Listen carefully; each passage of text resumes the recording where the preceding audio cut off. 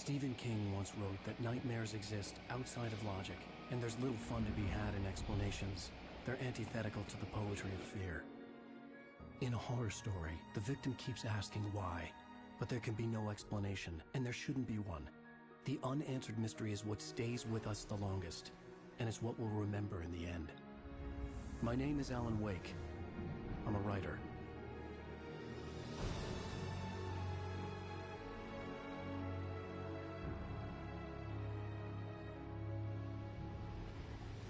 I've always had a vivid imagination, but this dream unsettled me. It was wild and dark and weird, even by my standards. So yes, it began with a dream. Following a typical nightmare pattern, I was late, desperately trying to reach my destination, a lighthouse. For some urgent reason, I couldn't remember. I'd been driving too fast down a coastal road to get there.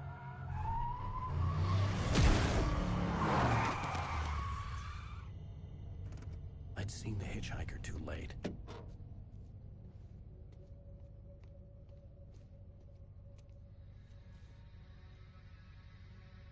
He was dead.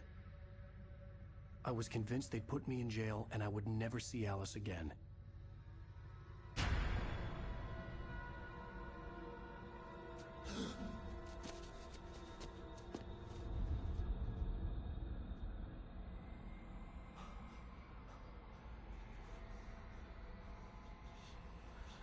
Suddenly, his body was gone. I was in shock from the crash. I could hardly stay on my feet.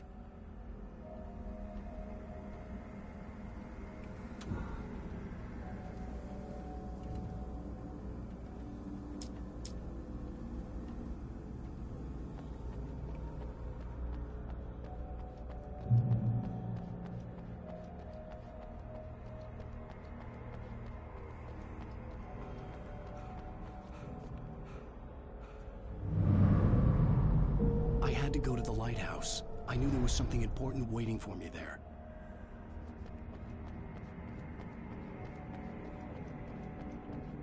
The bridge had collapsed. I'd have to find another way to the lighthouse.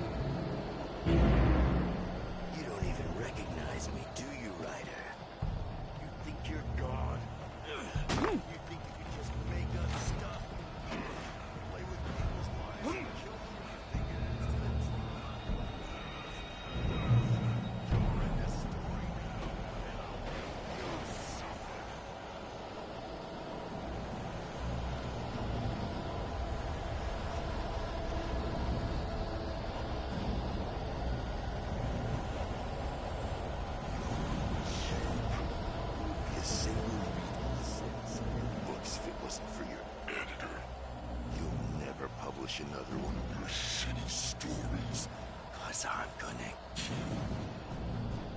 It's not like your stories are any good. Not like they have any artistic merit. You're a lousy writer. Cheap thrills and pretentious shit. That's all you're good for. Just look at me. Look at your work.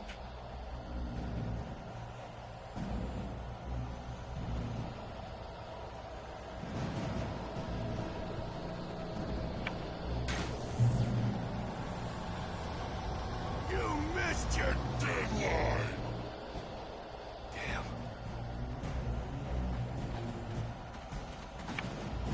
You can't stop me!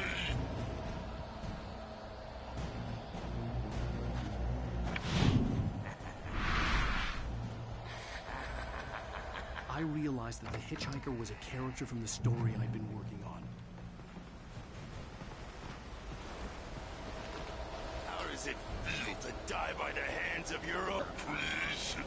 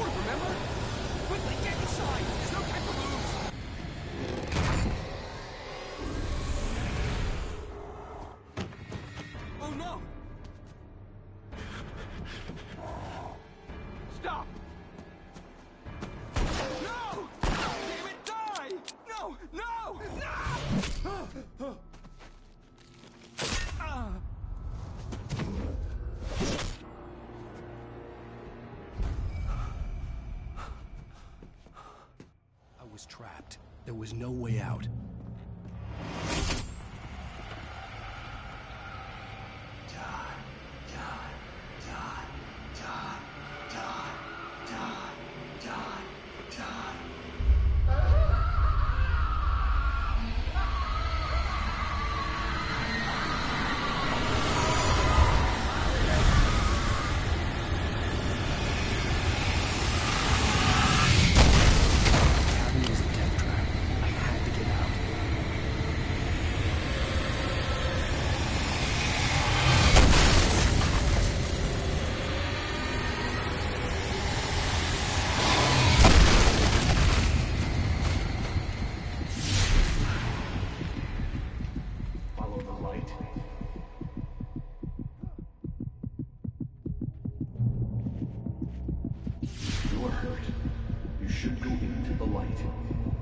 Safe there.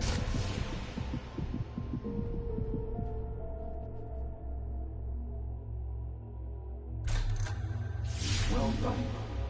I have something important to tell you. It goes like this.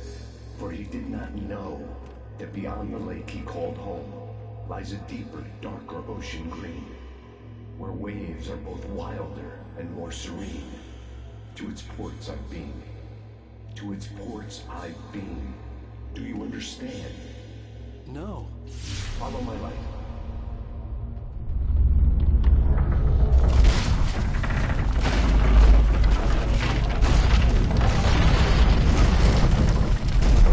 I entered your dream to teach you. The darkness is dangerous. It's sleeping now. When it feels you coming, it will wake up. There's no time. I can only show you the most important thing. The hitchhiker has been taken over by the dark presence. You can't hurt him now. The darkness protects him from all harm. Only light can drive the darkness away and make him vulnerable again. Here, take the light. Turn your flashlight toward him and burn the darkness away.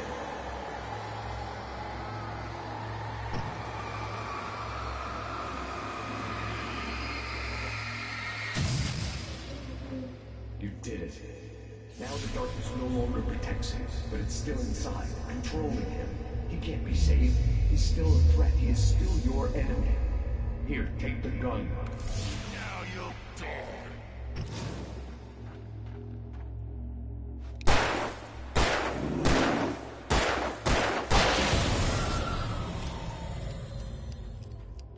Good. You've done well. Remember what I've taught you. That is all. I will give you back your dream now. In the nightmare, a terrible darkness was taking over the world. The lighthouse was the last safe place on Earth.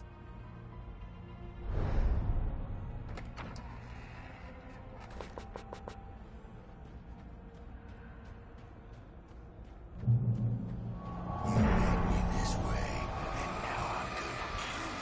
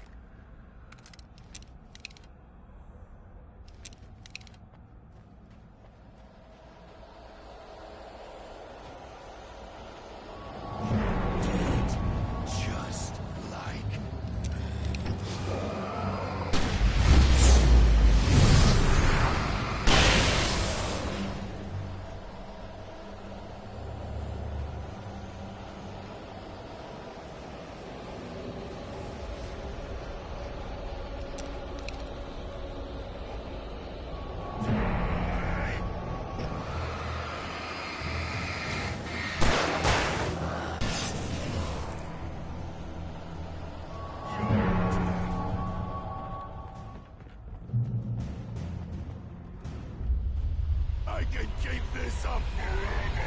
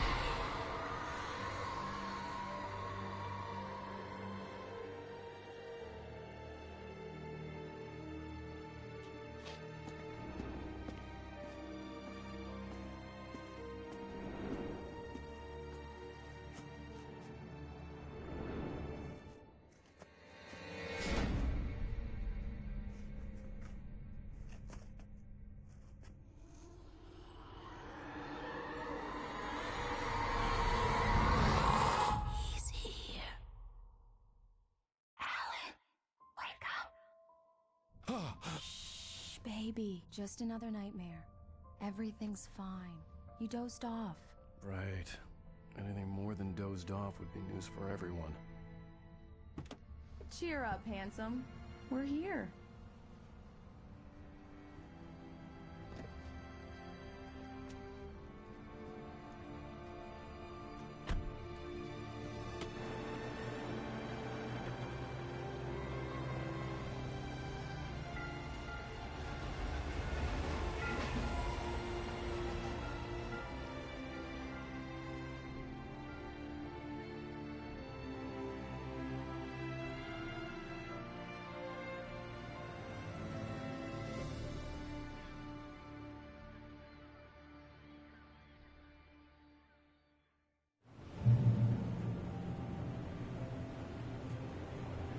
Let's act like we're on vacation. Go stand next to that old gentleman there. I want a shot of you with the town in the background. Sure. I'll even give you a title for the shot. A city boy, moments before he got eaten by a bear. Hi. Hello there. You picked a good time to visit our town. Deerfest is just 2 weeks away. Deerfest, huh? Did you hear that, honey? You have a lovely wife, if you don't mind me saying. I'm Pat Maine, by the way. Nice to meet you. Yeah, I'm Alan Wake. I won't pretend I don't recognize a famous writer such as yourself, Mr. Wake. A pleasure. I'm an avid reader myself. I hope this isn't too presumptuous of me, but I'm the night host at the local radio station. Any chance I can get an interview? Look, Mr. Maine, I'm on vacation. In fact, I'd appreciate it if we could keep my being here just between the two of us. I'm sure you understand. Fair enough. You can trust me to be discreet. Not a hard man to track down if you change your mind, though. I hope you two have a lovely holiday.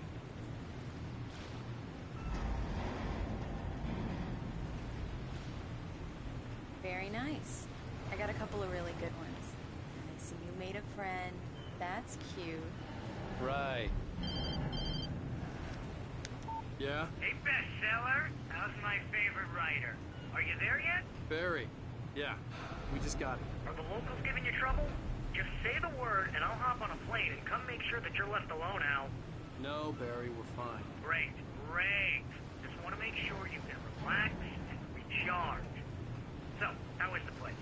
Has it gotten your creative juices flowing? Barry, we're just settling in. Okay, Al. I'll call back later to make sure you're doing okay. And you call me if there's a problem, okay? Okay.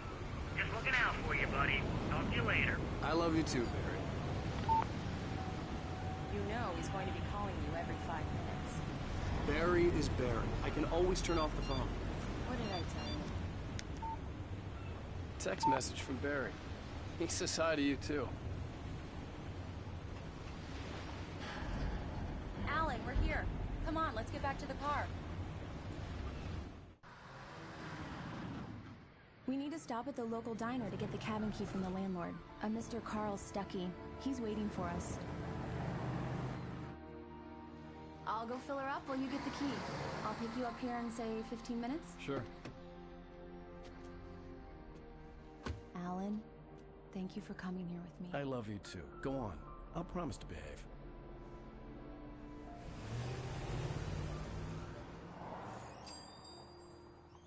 I'd forgotten there were still places like this. Towns where everybody knew everybody. Welcome to the Oh Dear Diner. Hi, I was wondering if you could help me. I'm looking for... Mr. Wake. Alan Wake.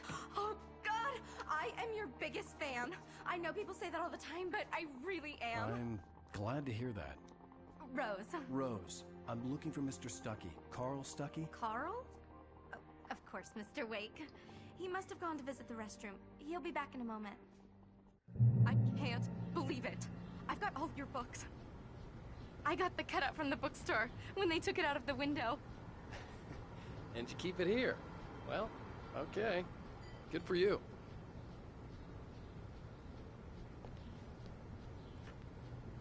Try the coffee. Just don't blame me when you fall in love, 'cause it'll break your heart when you have to leave. Rusty here is no longer human. Nothing but black coffee under a thin layer of skin. Yeah, that makes two of us.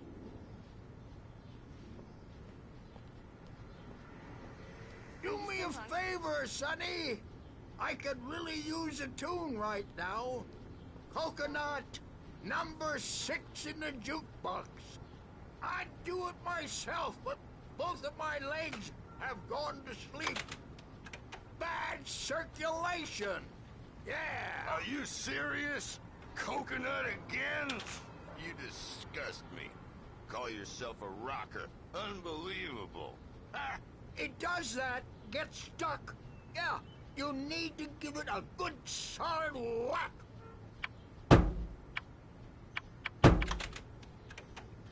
You put the lime in the coconut, drink them both up. Now that's what I'm talking about, yes? Don't go in there, young man. You can hurt yourself in the dark. I think I can handle it, ma'am. I didn't want to wait. I wanted to find Stuckey, to get the key and get out as soon as possible. The waitress was giving me a headache. Overeager fans always did. Hello? Mr. Stuckey? Carl couldn't make it. Unfortunately, he was taken ill. But I have the key for you and instructions on how to get to the lake. Okay.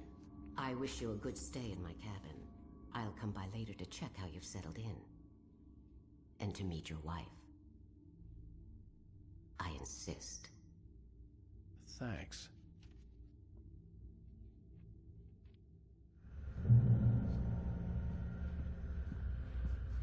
Cauldron Lake is a special place. Very inspiring.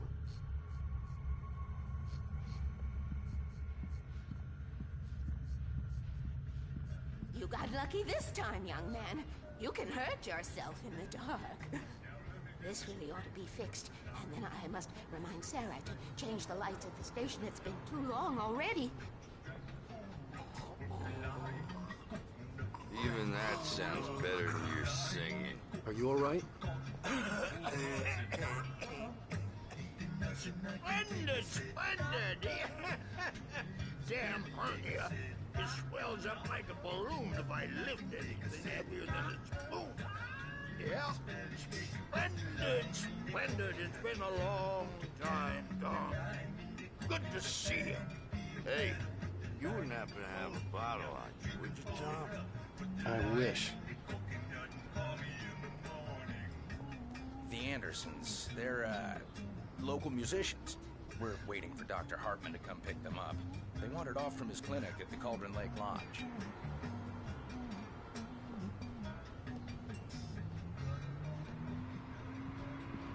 Bye, Mr. Wake.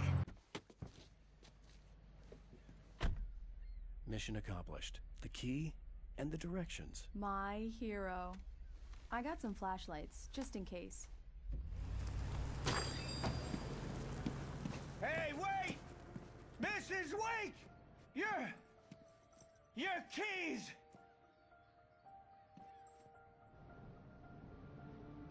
That diner was a real nut house.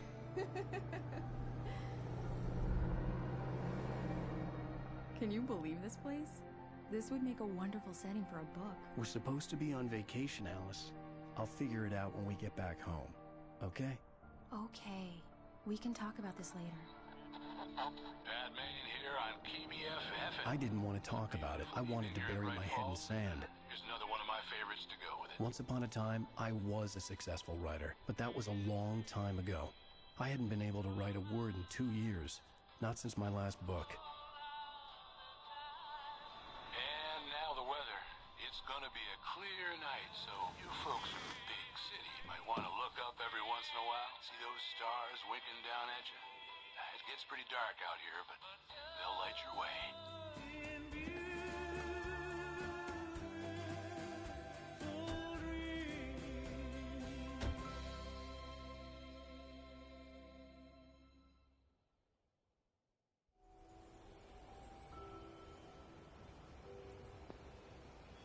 Wow. It's gorgeous, Alan. It's something, all right. Don't worry, honey. I'll get you inside safe and sound before it gets dark. And I've got the flashlight. I know. I'm okay. Alice had a phobia, the fear of darkness. I wanted to make sure we were inside with the lights on before sunset.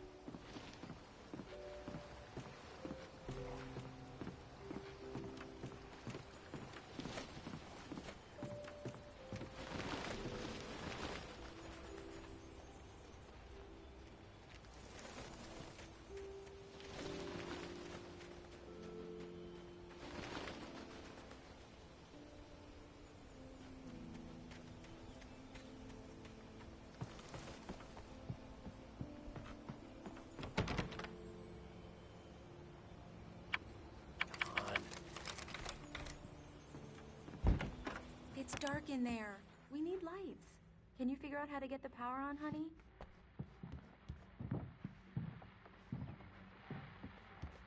Hello? Anyone here? The Deerfest guests have already started to arrive.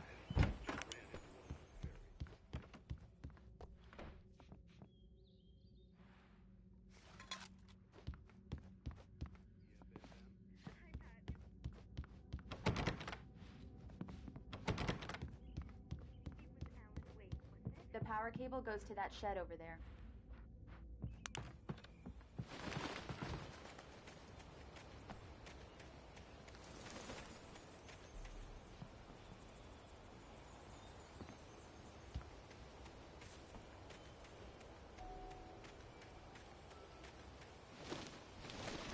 An old generator had been connected to the power cable.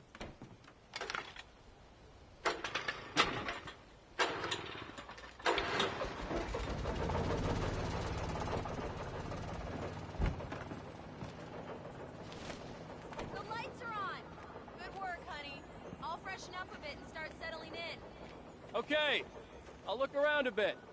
Sure thing. Have fun. The island had once been... It was a beautiful place.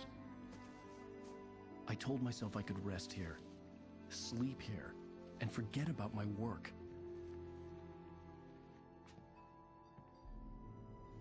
I thought we could be happy here. Love story. Maybe it would be that again. Alice had told me about Cauldron Lake Lodge. The old building used to be a hotel, but these days it was no longer open to the public.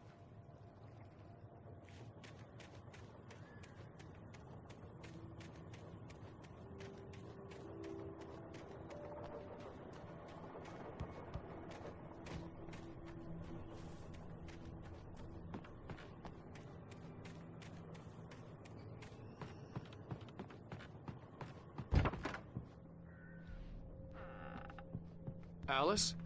Honey?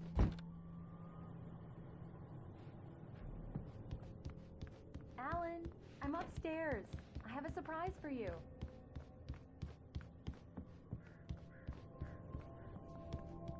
Well, hello there. I'm not the surprise. It's in the study. Go take a look. Okay. Surprise!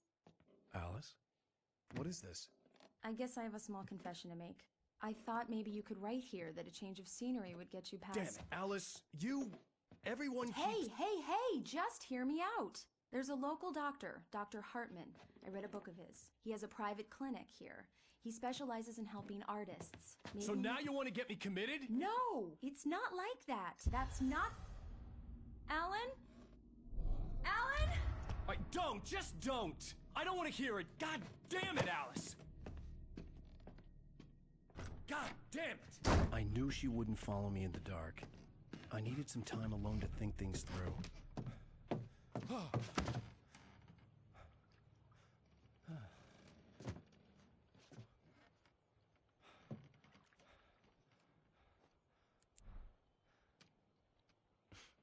Damn it.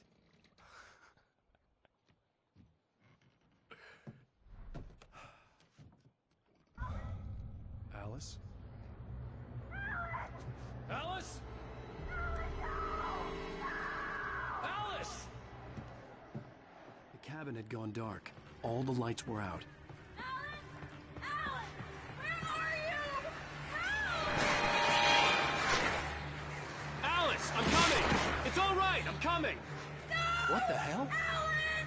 Help me!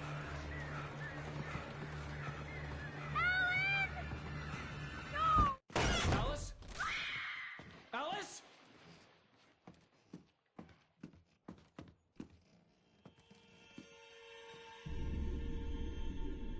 Oh no!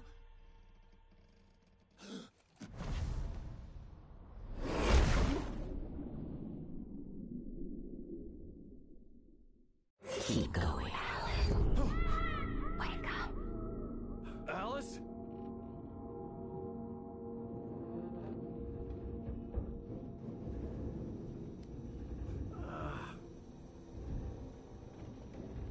Waking up in the crashed car felt like I had woken from one nightmare and entered another. I couldn't remember how I got there.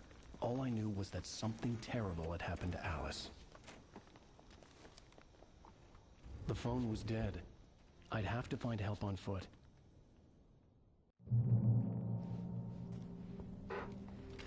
Among Alice's things was a book, The Creator's Dilemma, by a Dr. Emil Hartman. Seeing the book brought back my fight with Alice. I didn't like it, and I didn't like the guy's smug face on the cover either.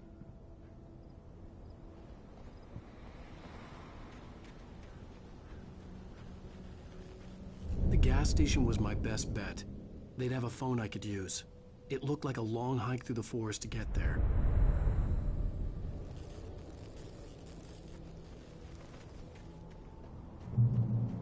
Damn.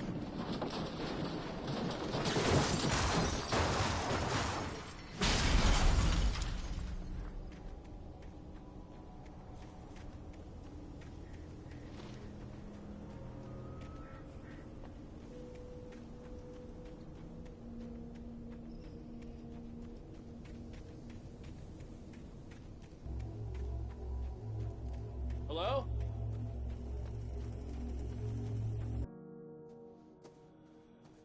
Hello? Is someone there?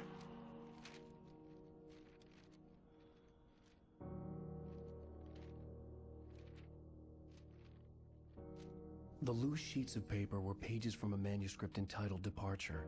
That was the name I planned to use for the next novel I had never gotten started. I was named the author. I hadn't written it. I couldn't remember writing it. In the scene on the page, the hero was attacked by an axe murderer in the woods at night.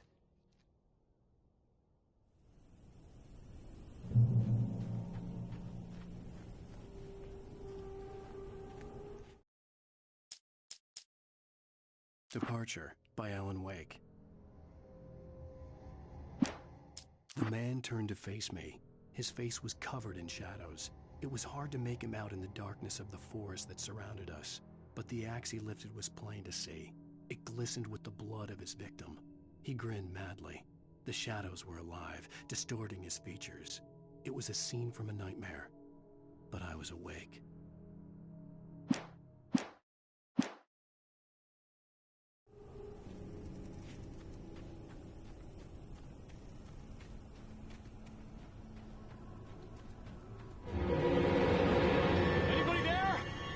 Please!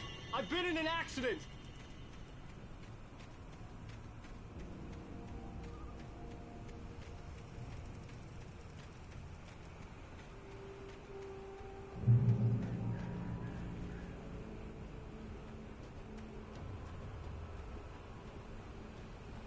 The lights up ahead were a good sign. Maybe I wouldn't have to hike all the way down to the gas station to find a phone.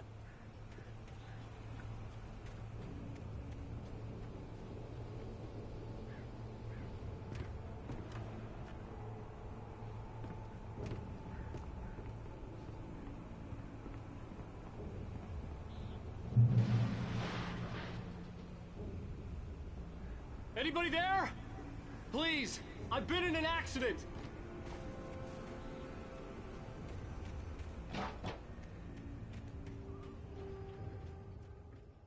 Hey! Hey, you! Phil! There's been an accident! I need help! Listen, I need to...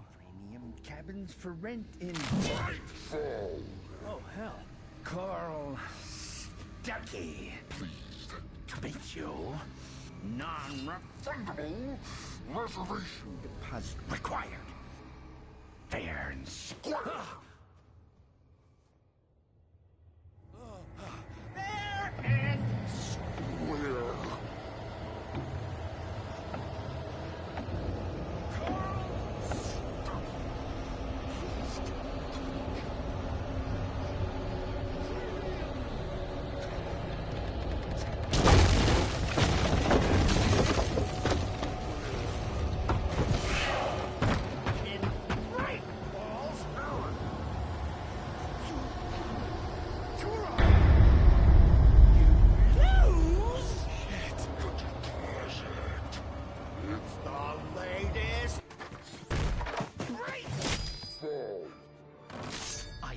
Figure a way out of this. Any second now, and Stucky would be knocking on the door with his axe like Nicholson in The Shining.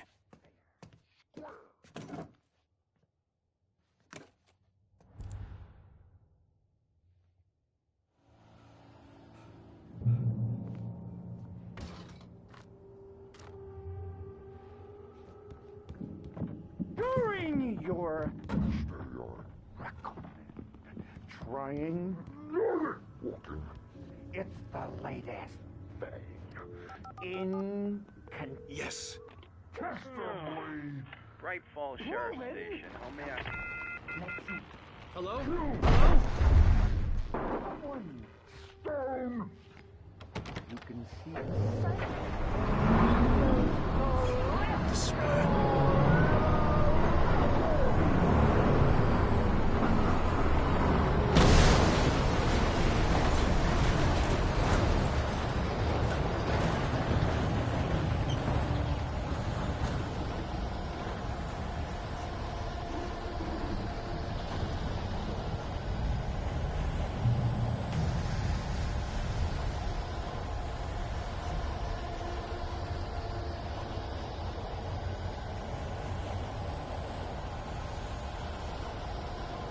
The bulldozer had gone over the cliff with the office.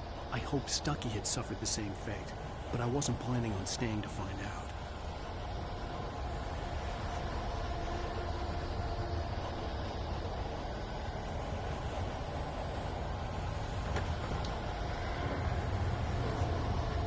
There were more of them.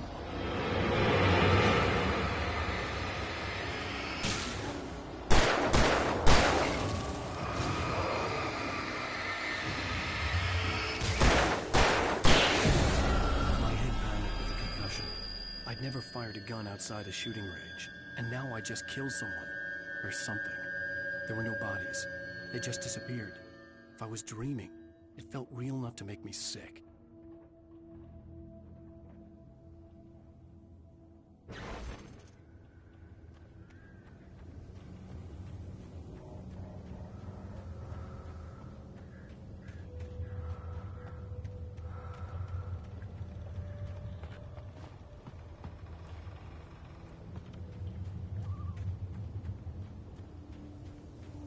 The dark forest was the last place I wanted to go, but I had no choice. I had to get to the gas station. It's rabbit season.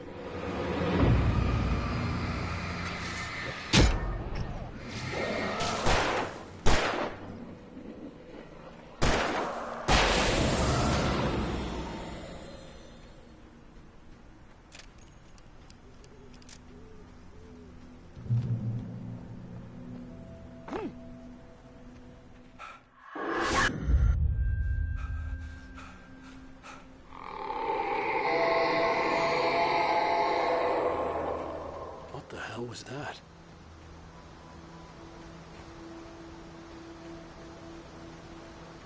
When I saw the river below, something uncoiled itself inside my head. I realized that I'd have to find a way across. I didn't even want to look at the water.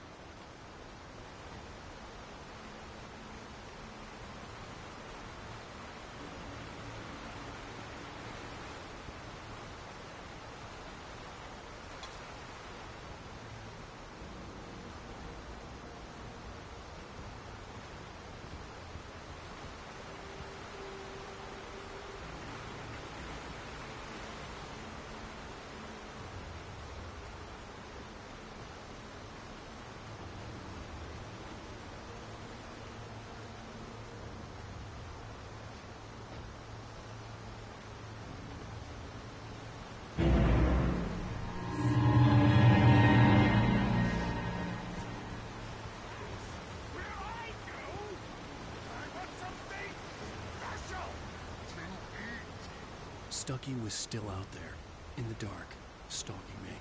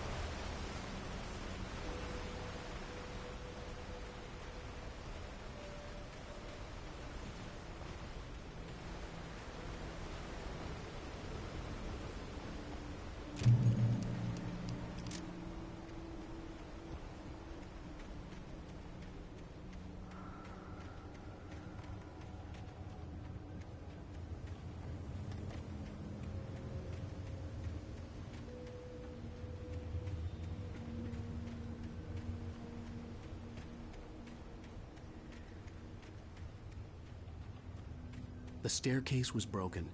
I had to make my way up some other way.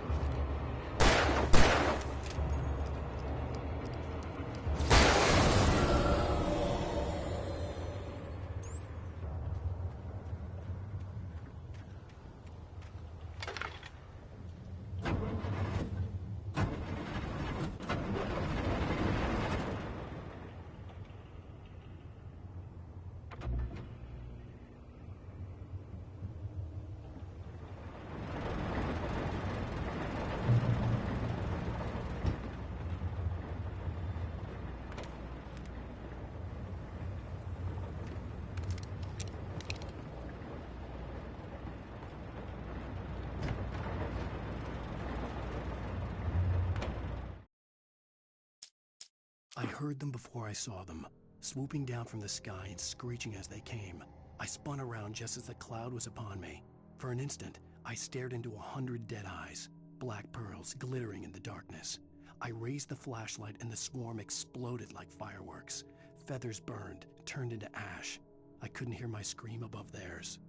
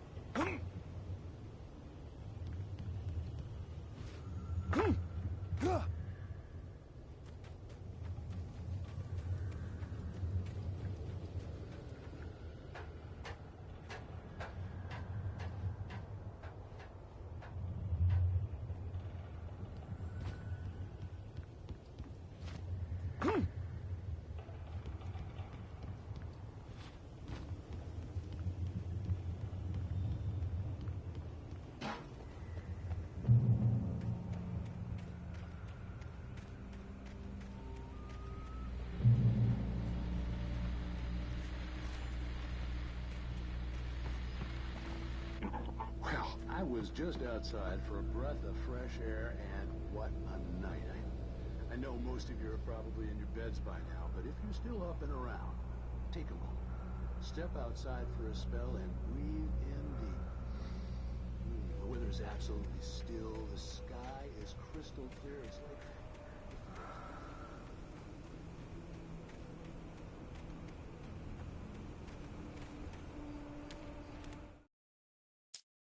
At first, I kept finding the pages as if by accident. The book I couldn't remember was either a terrible and true prophecy or an act of creation that had rewritten the world. I began to hunt the pages feverishly, for they held the answer to the mystery. With it, I could save myself. With it, I could save Alice.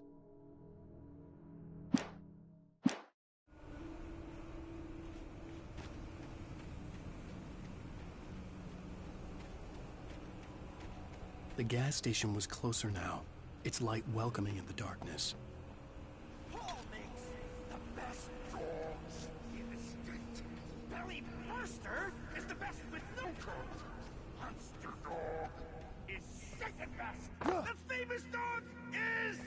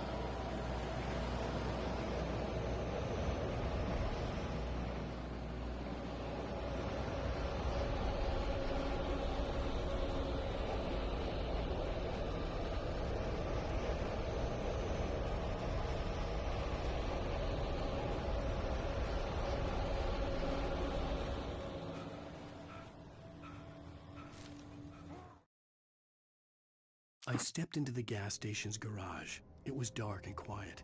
The place was a mess. It looked like someone trashed the place or that there'd been some kind of fight.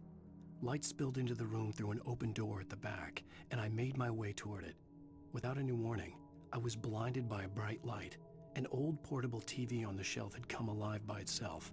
Impossibly, I could see myself on the screen, talking like a madman.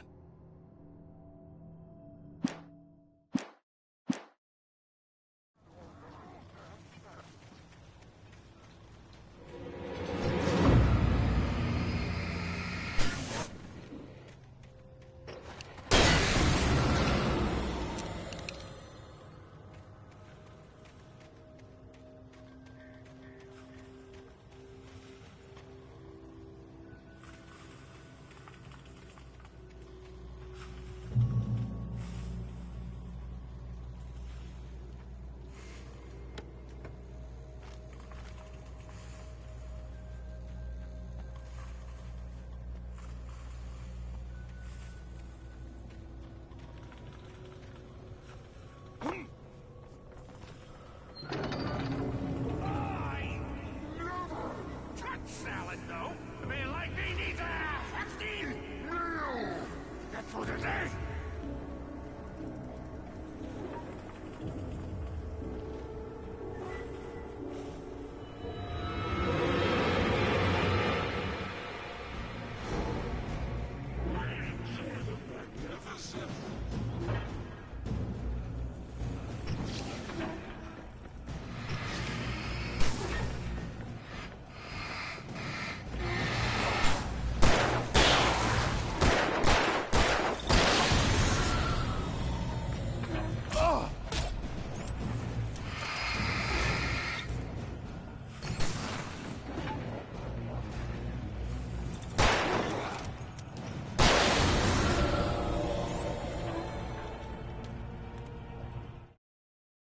The cabin on Cauldron Lake?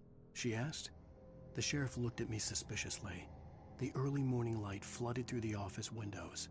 I would probably never have gotten out of the woods alive without her help, but I couldn't tell her the truth of what I'd faced the previous night. She'd think I was lying or crazy. She'd lock me up, and she wouldn't help me find Alice.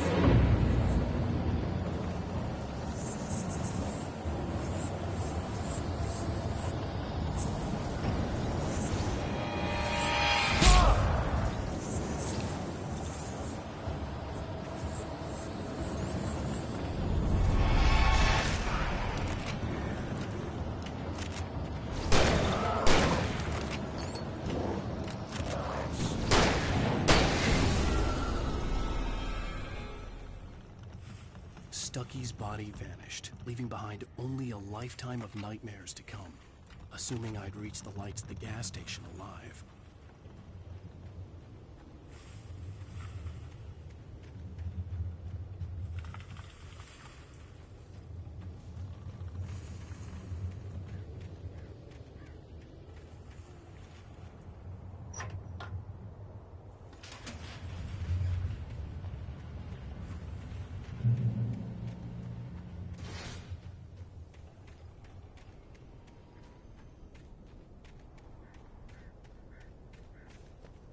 I recognized the parade float I had seen in Bright Falls when I first arrived with Alice.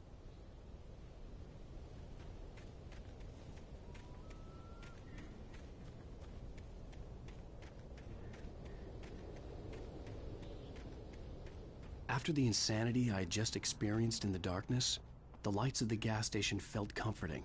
At least for a moment, the sane world reasserted itself.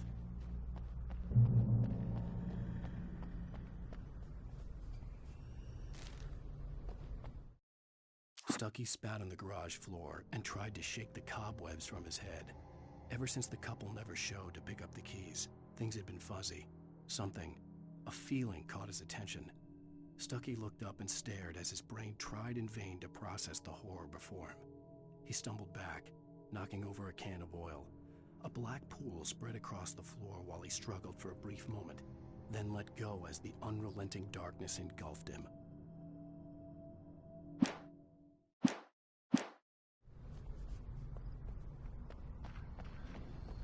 The garage was a mess. It looked like someone had trashed the place, or that there'd been some kind of fight. I'll write. I'll keep writing. Outside there's only darkness. Outside the cabin, outside the story, there's only darkness. I can feel her presence in the dark. Just now, I could smell her perfume in the room. I'll reach her, I'll fix it up. I'll bring her back. The story will come true. If I stop, she's lost. I don't believe this. It'd been me on the TV, talking crazy. Was I losing my mind?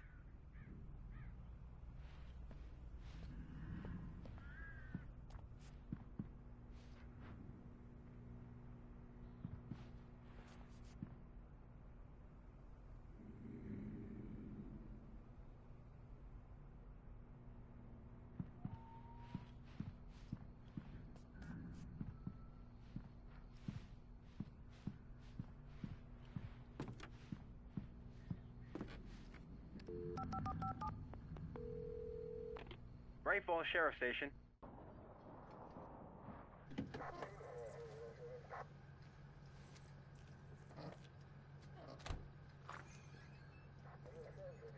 Oh, thank God, Sheriff.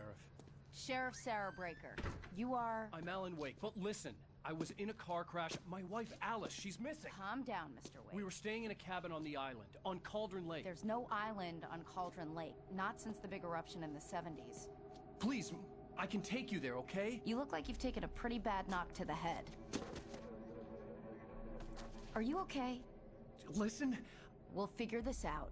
Please get in the car. We'll swing by the lake and then we'll go to the station, okay?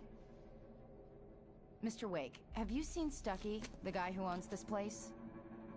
I realized I couldn't tell her what had happened in the forest. She wouldn't have believed me. And then she wouldn't have helped me with Alice.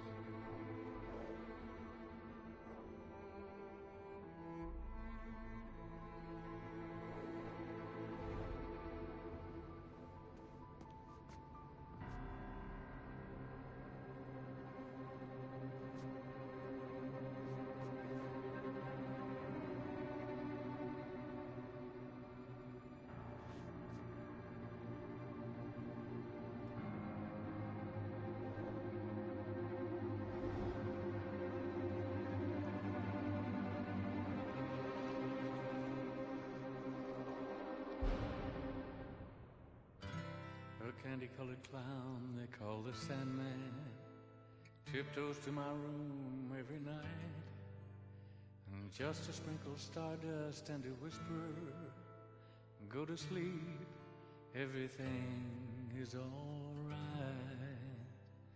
I close my eyes, then I drift away into the magic night. I softly say a silent prayer, like dreamers do. Then I fall asleep to dream my dreams of you. In dreams I walk with you. Previously on Alan Wake. I came to Bright Falls with my wife, Alice. Thank you for coming here with me. I thought maybe you could write here. I don't want to hear it. God damn it, Alice. Now, she's missing. Alice? Alice? I woke up behind the wheel of a crashed car. I'm missing a week. I was attacked by shadowy men straight from a nightmare. The sheriff took me to the lake Alice and I had stayed at, but the cabin had disappeared.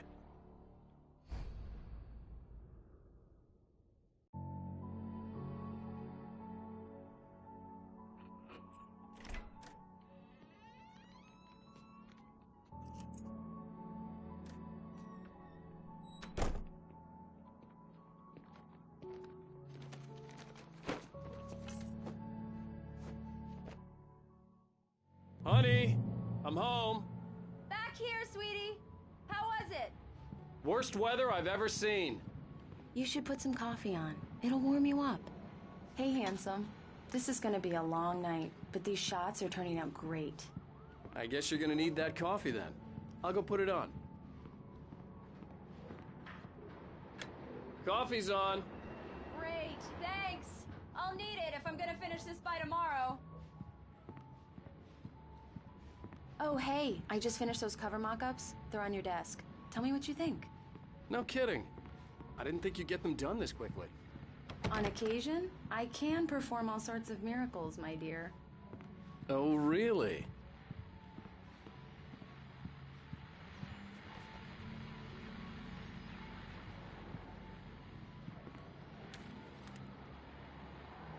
These look really good.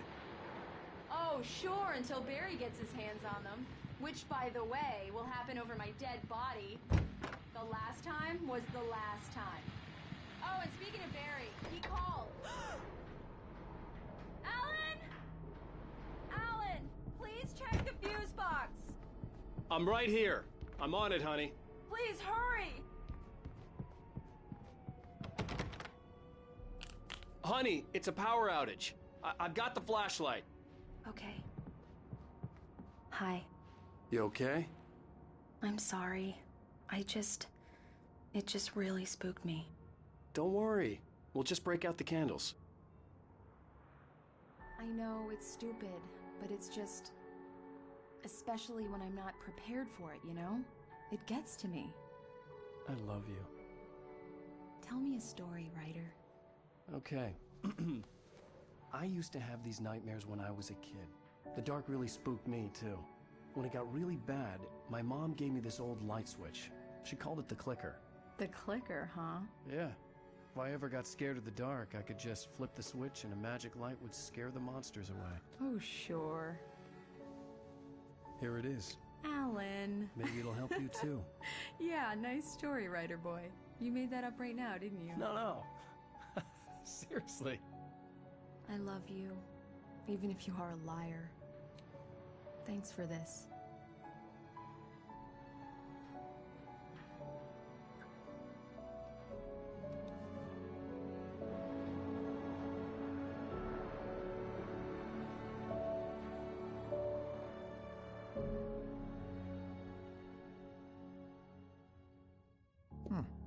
How do you feel, Mr. Wake? Any nausea, disorientation, anything like that? Mr. Wake, how are you feeling? I'm okay. My head's fine. I had to lie about my headache and memory loss. He'd send me to a hospital for tests. I couldn't leave without Alice. Very well. I don't think you have a concussion, but you've obviously been through quite a shock. You should take it easy for a couple of days. Thanks.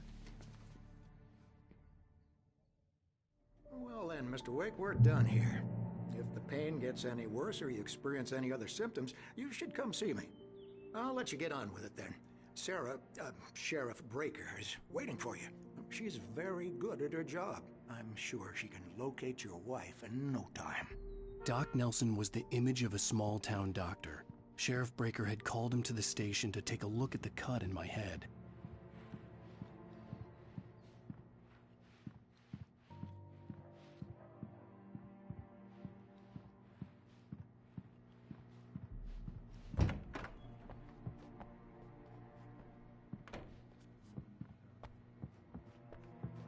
Thank you for testing the lights, Miss Weaver. Come in, Mr. Wake. Your phone's on the desk. The battery was dead. It's charged now. Have you started looking for my wife yet? My men are already on it. Now, can you tell me what happened? I'm not sure. I can't remember. We were arguing. I walked out of the cabin. The cabin on Cauldron Lake? How did you end up at Stucky's gas station? I wanted to tell her what had happened last night, but I couldn't. She'd lock me up. Excuse me. I need to take this. Hello? Alan, please help me. Alice? Stop talking to the law. You'll do exactly what I say if you ever want to see your wife. Who is this? Go to the back lot.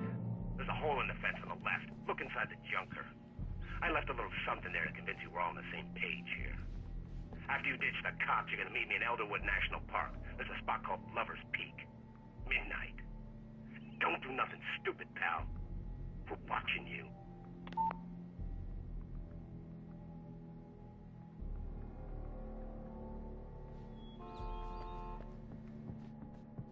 Mr. Wake, can I help you with anything? I need to get some air. The sheriff said I could go out back. Of course, Mr. Wake. You can get there through the cell corridor. Just don't mind Walter in there. He's one of our regulars. Hey, mister! Hey, can you turn the light? The light's on! The deputies, they won't... Thank you, man, thank you. Hey, you're all right. You're a good guy. Don't let anybody...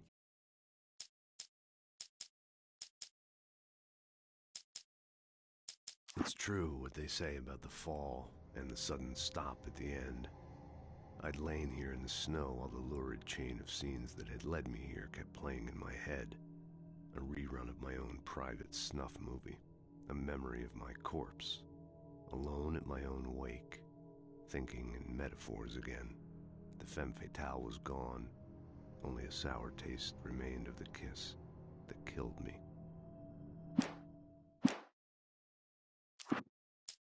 In spite of its human mask, to describe the dark presence as intelligent would have implied human qualities on something decidedly inhuman. Nonetheless, it found the one spot in the diner that was dark enough. Some light spilled into the corridor, ravaging it. But it took the pain. Horrible as it was, the writer would soon fix that. He would be coming to the one place where it still had power.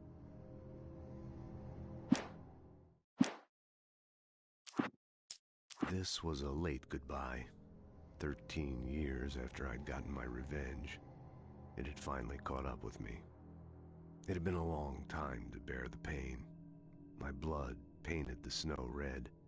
A gruesome slushy dissolved all the scattered painkillers and leisurely dripped down to the sewer, mingling with the bile of the city, becoming one with it. I can see them now. My wife and my baby. Honey, I'm home. Tell you different. The early morning light hurt my eyes and made my head ache. The man on the phone had said, "Go through the fence on the left."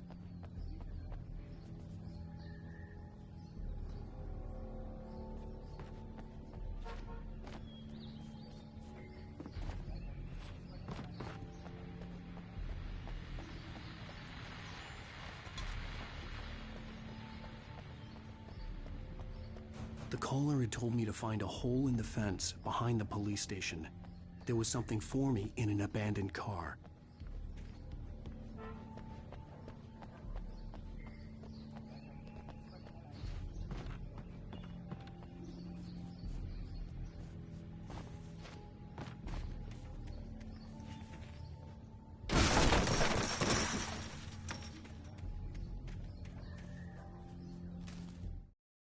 The kidnapper fired his gun one last time, and the shadow vanished into the darkness it had come from.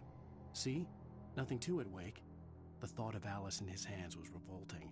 We stood on the wooden platform of Lover's Peak, the waterfall and the mountain behind us, the lights of the radio mast blinking red in the heights above.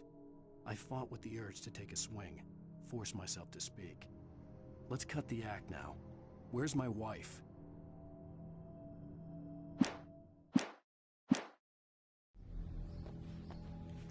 Alice's driver's license had been placed on the front seat. The caller meant business. Barry? Ow! Ow! Thank God! Where the hell have you been? I've been trying to reach you for a week, you and Alice. I've been worried sick. I flew out yesterday. I'm here in Bright Falls. Barry, listen to me. I'm at the sheriff's station. Come and get me. I can't talk now. Ow! What the hell is going on? I had to get the sheriff to let me go. I needed to get to Elderwood National Park to meet Alice's kidnappers.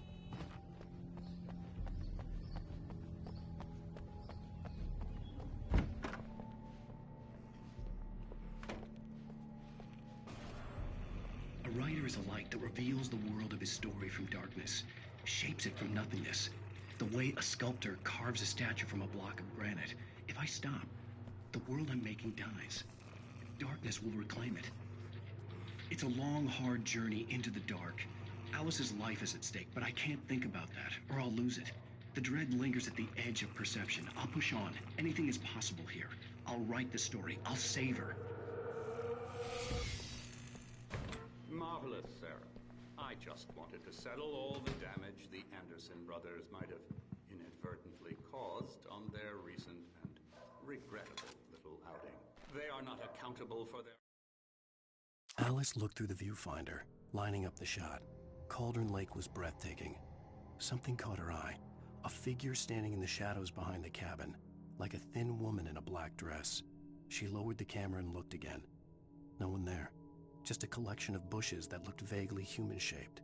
She shook her head and laughed. Actions, of course. I can assure you that my staff has been reprimanded. Tor and Odin never caused any trouble to anyone when they were still living at their farm. Indeed. All we can do is to slow down the progress of their dementia. Are you feeling any better, Mr. Wake? I'd like to leave. Am I free to go? Well, we still need to talk about... Am I under arrest? No, of course not.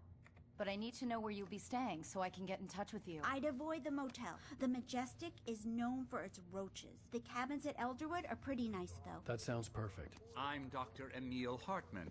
I'd like to invite you to stay at Cauldron Lake Lodge. Did you talk to my wife? I had the pleasure of discussing your situation with her on several occasions. Did you set something up with her? I invited her here. My clinic is a place where... Oh! Hey! Oh, my! Take it easy. Hey, nobody move! Get your hands off of my client! Who are you? I'm Barry Wheeler, his agent. If you have business with Mr. Wake, you talk to me. You yokels won't know what hit you once I sick my lawyers on your asses. No harm done, Sarah. I'm all right. I don't want to press charges. Mr. Wake, my offer still stands. Get me out of here. What the hell was that about, Al? We don't need a replay of that thing with the paparazzi. I thought they were gonna lock you up. I had to talk to someone. I told Barry everything. He thought I was certifiable, but when he heard about the manuscript, I had him. The fact that I'd written something, even if I couldn't remember it, was enough for him. He smelled money. And he believed that Alice had been kidnapped. Anything beyond that was another story. I had a midnight appointment with the kidnapper in a place called Lover's Peak, somewhere in Elderwood National Park. The plan was to rent a cabin. I don't like it, Al. I don't like any of it. It's not good. In fact, it's the absolute opposite of good. Mr. Wake! Barry, you found him! Hi, Rose. Oh, wow. I was just thinking about you, too. Great. I was just bringing Rusty some coffee. He's on the balcony, looking after Max. Poor thing. I really need to go. Great to see you again, Mr. Wake. Later! Who's Max?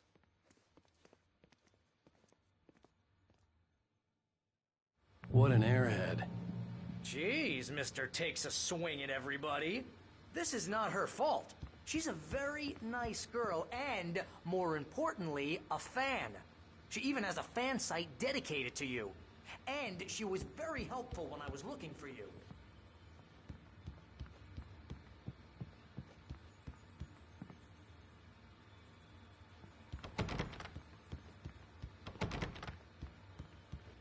Seriously, Al, what you were saying in the car, just listen to yourself. What, you shot a guy and his body just disappeared? When was the last time you slept? What, are you high? Have you been drinking? No! Look, Barry, I'm missing a week, and someone's got Alice. Do you and everything's just... understand what it sounds like when you say stuff like that?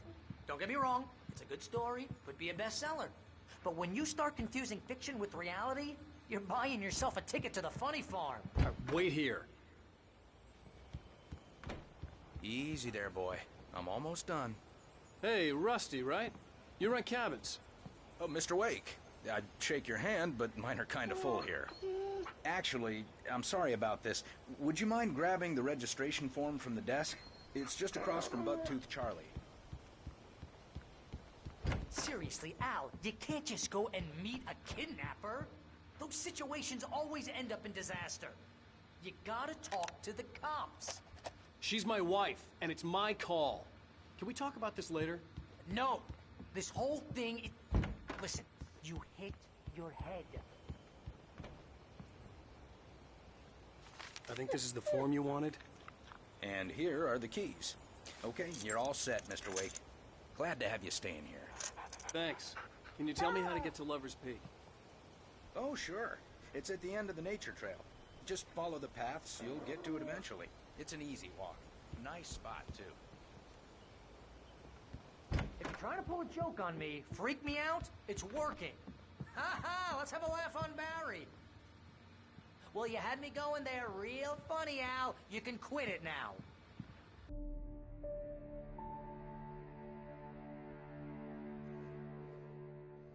That's just crazy talk, Al. Al? Al? We should go to the sheriff or call the FBI. Damn it, Barry, they'll kill her. This is not a goddamn debate, Barry. I'm going to Lover's Peak. He said to come alone. Okay then. I understand. You're my best friend, and I'm worried that you're not right in the head. Tell me what to do to help, and I'll do it. You stay here, and if I'm not back by morning, call the cavalry.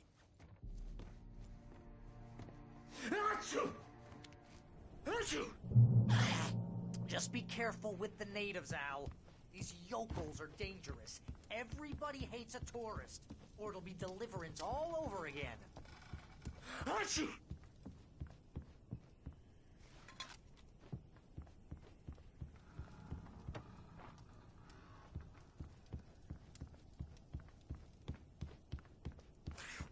Oh, this place is trying to kill me. I'll bet there's mold in here, spores, poison ivy, God knows what. This is so not worth a 15% commission.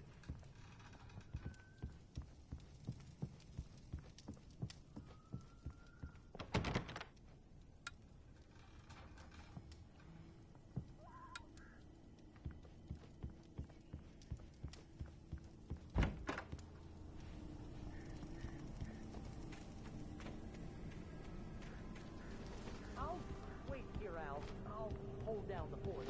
I'll be with you in spirit every step of the way, Al. Walk through the door now. Barry had never gotten along with Alice, but he knew Alan loved her with an almost frightening intensity. And now something had happened to Alice.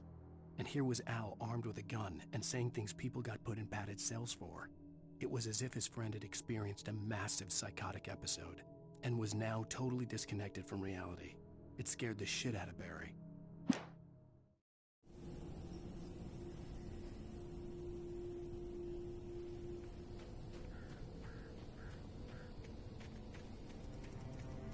I knew I should have gone to the cops. This wasn't the smartest thing I'd ever done, but I was still angry with Barry for trying to talk me out of it. These people had called me right in the sheriff's station. The cops wouldn't scare them, and they had Alice.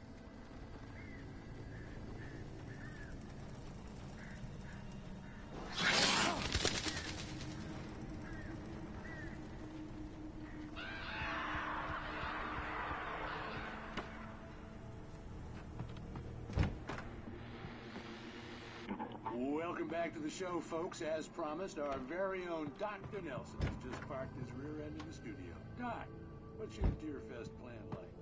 My plan? You'll make it sound a lot more organized than I ever did.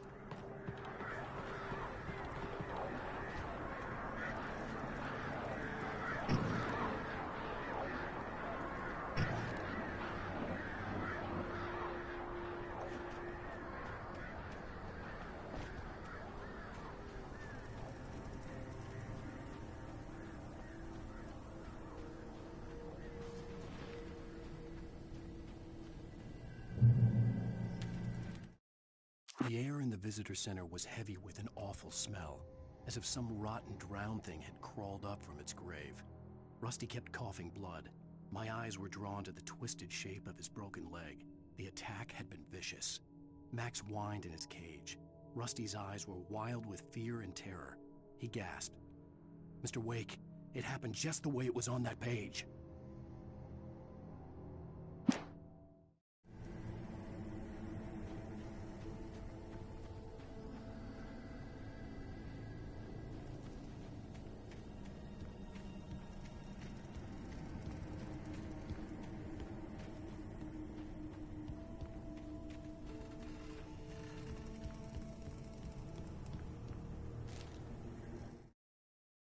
Rose knew that Rusty was in love with her, and she liked him too.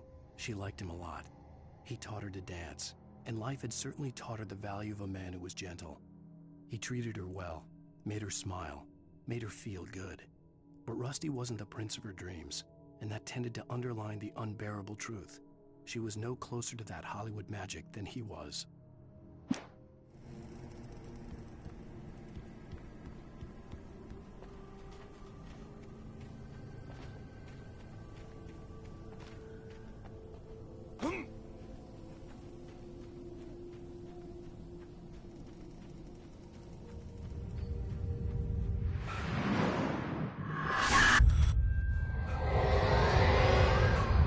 Vision left me weak. This was no head injury.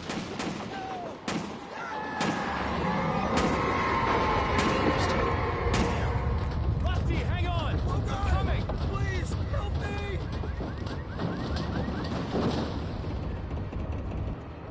Anybody? Help me! Help me! Can you hear me? Anyone! Please, help! Back here. I'm back here. Hey. Mr. Wake?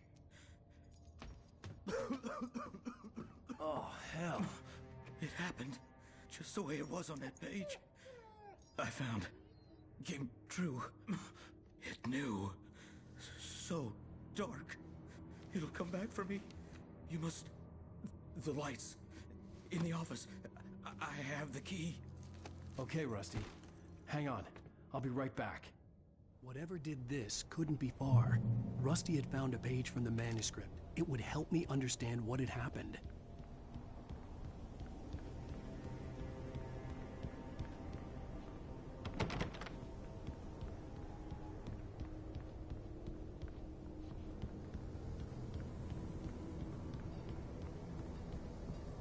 Shh. Good boy.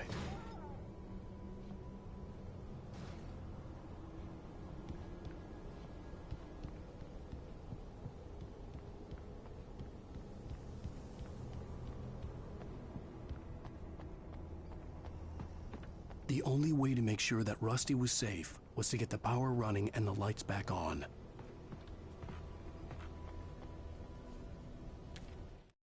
The visitor center was sturdy, but the impact turned the front of the building into splinters. Rusty was thrown across the lobby like a rag doll and hit the far wall hard. It didn't hurt until he tried to move and saw his leg bend the wrong way, felt the broken ribs stabbing him on the inside.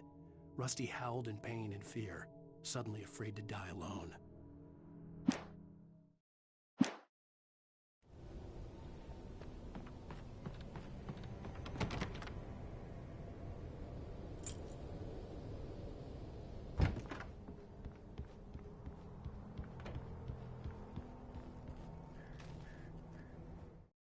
At the last instant, I changed direction and threw myself down. The axe splintered the trunk of a tree. I stumbled into the pool of bright light. My lungs burned. I was too exhausted to move. I tensed as I waited for the killing blow, but it never came. I raised my head. Nothing moved in the darkness beyond. For the moment, bathed in the cold light, I was safe.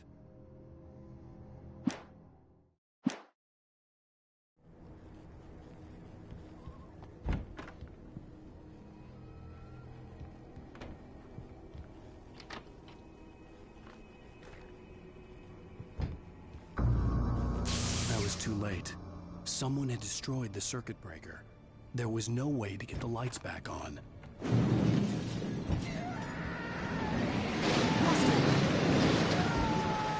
Rusty! The ground was covered with burning patches. It looked like liquid darkness.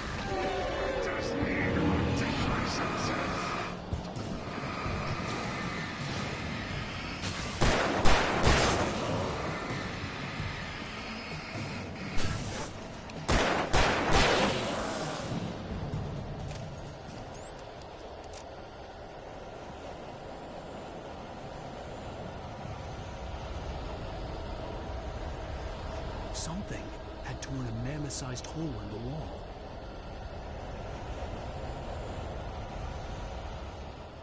Please don't feed the animals.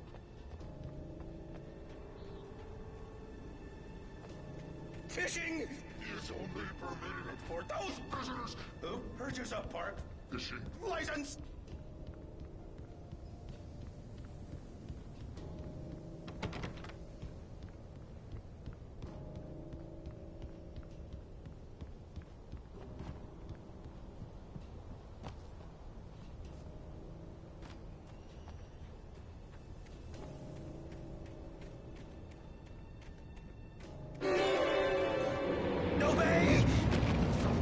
Instructions. At all times. Rusty? Rusty, no! Never. You're closer than 100 yards. Closer than 25 yards. Pets must be leashed. On all times.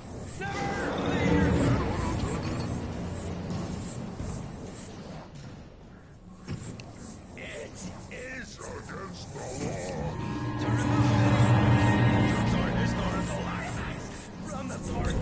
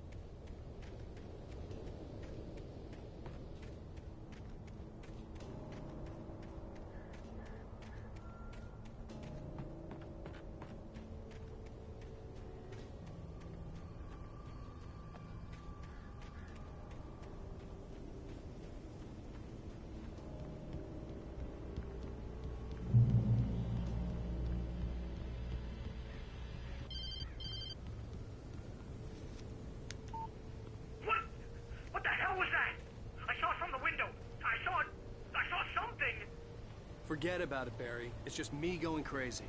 Oh, jeez. Oh, jeez. You're not crazy. I wish you were crazy, but you're not crazy. Ow, be careful. Stay in the cabin. Don't open the door for anyone. I mean it.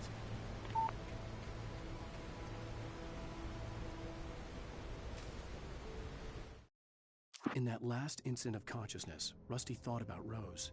He was older than she was. Rose was barely out of her teens, but she made him feel young and forget what a train wreck his long-dead marriage had been. He still wore the ring. He'd been waiting for her to tell him to take it off. Now she never would.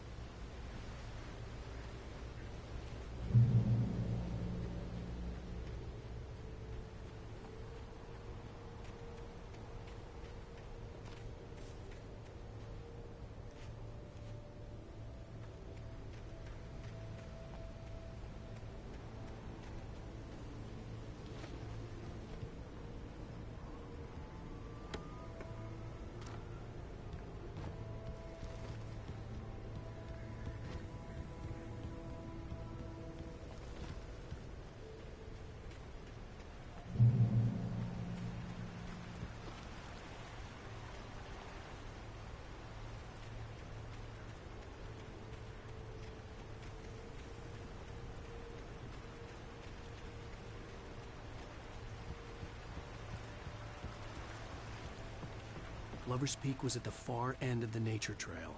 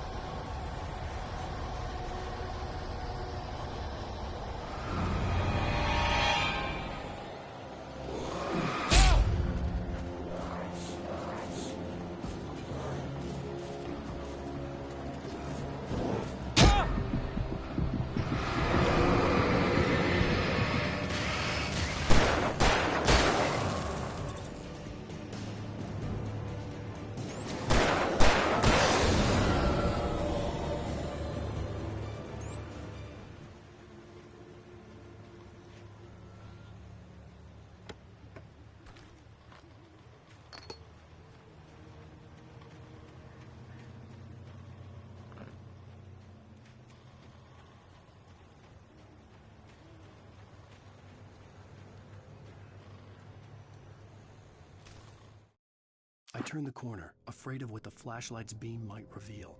Suddenly, a roughly painted symbol of a torch glowed in the light. Behind it, hidden by a rock, sat a battered metal trunk. It was here for a reason, packed with supplies, batteries, flares, ammo, things you need to make it through the darkness of the night. Something left behind by someone who knew what I knew, and more.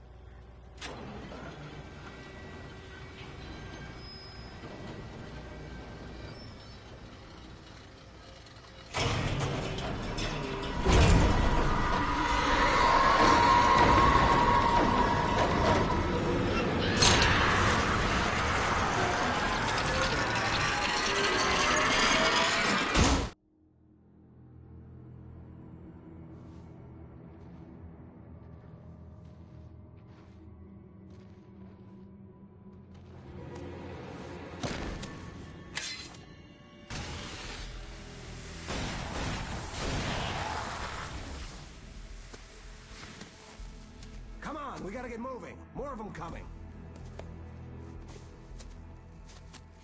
That flashlight's kid stuff. The flares will keep the bastards away.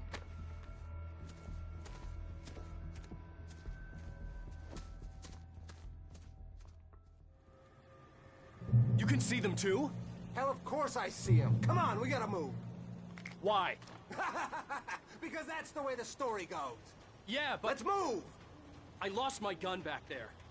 Oh, I've got a gun. Just keep that light steady on him.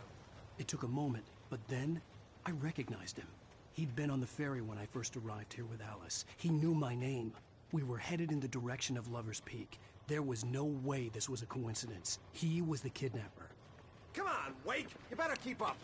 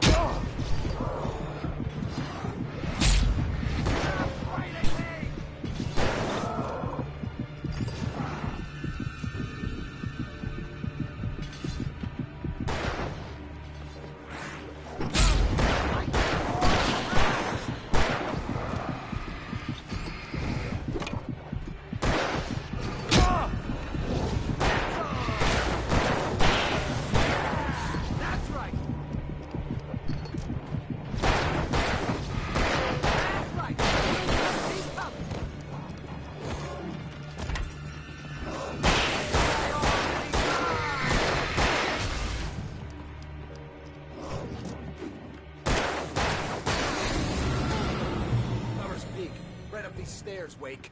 Use the flares from the emergency box to hold them off while I get these boards off. Give me the gun. Yeah, no can do, Wake. Are you kidding? Give me the gun! No time for back.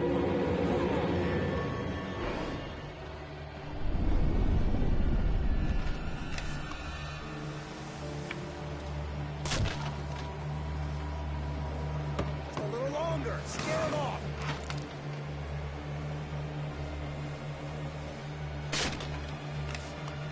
Get some light on those bastards. That'll keep them off us.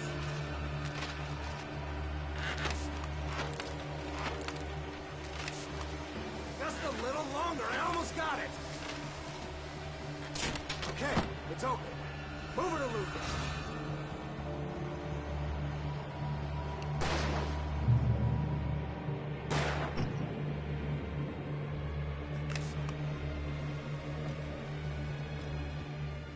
Oh, you feeling better now, Wake? All cozy and safe. Better get ready. They'll be on us soon.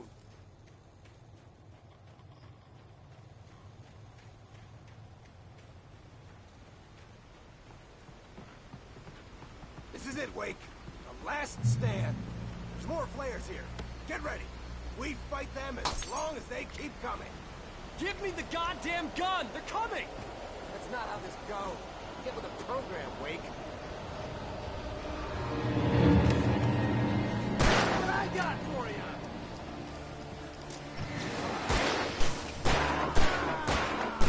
Filthy monster!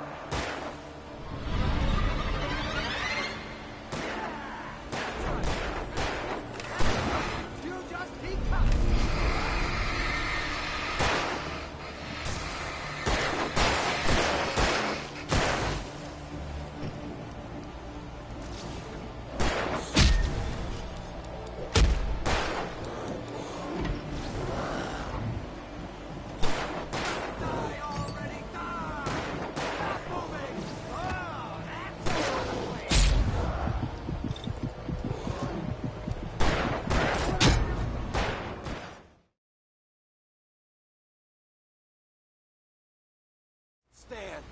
There's more flares here. Get ready. We fight them as long as they keep coming. Give me the goddamn gun! They're coming! That's not how this goes. Get with the program, Wake.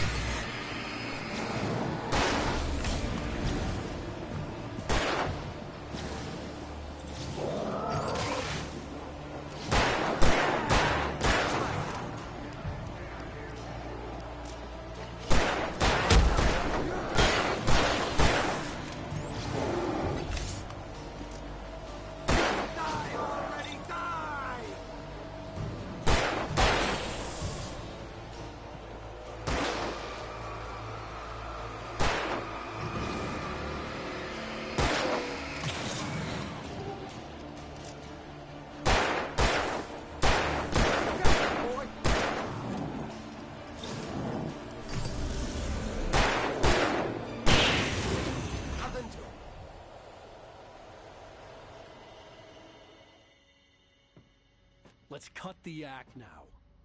Where's my wife? I knew you were gonna say that. I read it all before. You're a hell of a writer. Congratulations. You're gonna bring about something glorious and terrible once we get you some proper editorial control. What the hell are you talking about? Where's Alice? I want the entire manuscript, or she's gonna suffer bad. You touch her and I'll...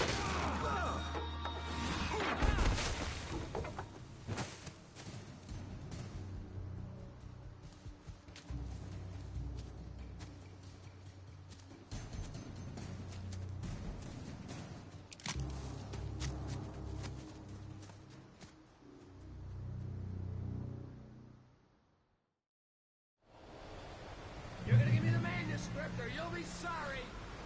No! Come back here! I swear I'll kill you if you hurt Alice! Do you hear me? Come back here! He had Alice, and he wanted the manuscript. On more than one occasion, Alice had tried to explain to me how it felt to be afraid of the dark. To her, darkness wasn't simply the absence of light, but something more tangible than that. It was something you could touch and feel. Worse than that, it was something with a mind of its own, something malicious and malign. For her, things changed when they were wrapped in darkness. They turned into something else, something foreign, and nothing was safe or innocent anymore. I'd never really understood what she meant, until now.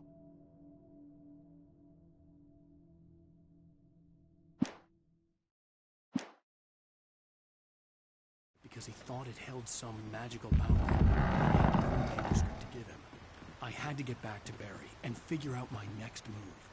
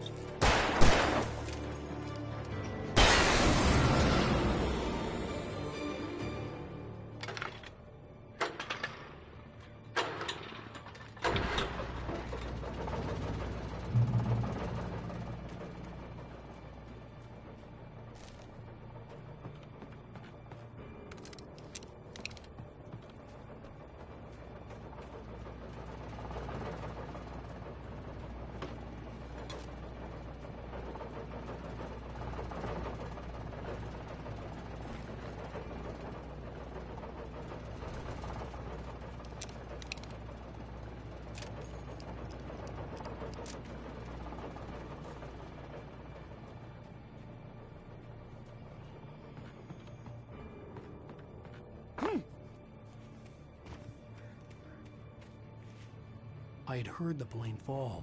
It made no sense. It was clear that it had just fallen here, but it was very old and obviously hadn't flown in decades. Looking at it sent a shiver down my spine.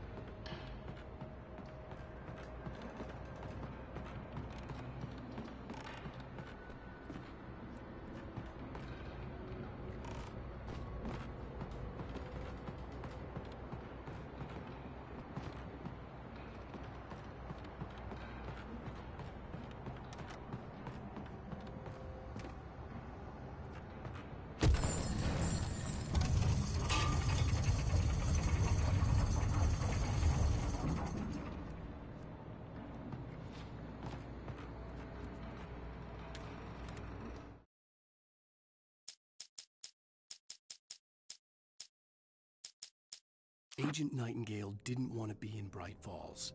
These little communities revolted him, and he didn't like the trees or the coffee. He now knew that impossible horrors lurked behind the storefronts and smiles. He desperately wanted to turn the car around and just drive until he passed out or ran out of road and booze. But he had a job to do. He had a rider to catch, at any cost.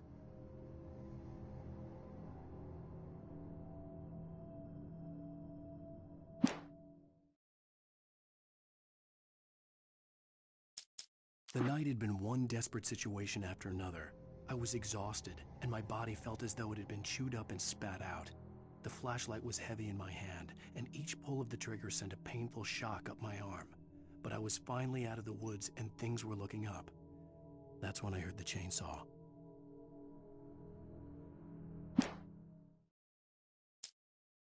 When Barry saw the darkness attack the visitor center, it made him a believer.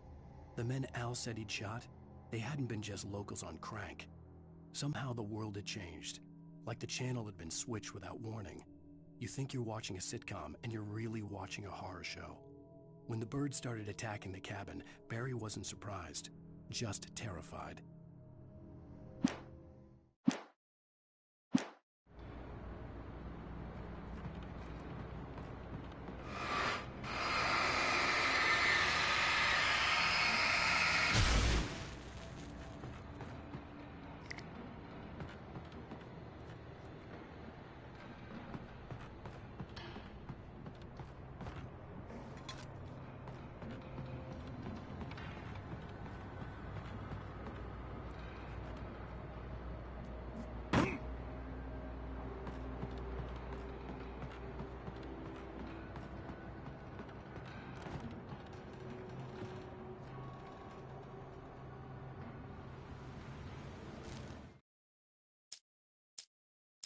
The logging site was a mess. The modular office had been pushed off the cliff. Deputy Thornton climbed up from the wreckage excited, breathing hard from the exertion. Nobody there. It's weird. Don't you think that's weird? Bored, Mulligan let out a mighty snort. Hell, it's always weird, Thornton. Just a question of sorting out what kind of weird it is this time around.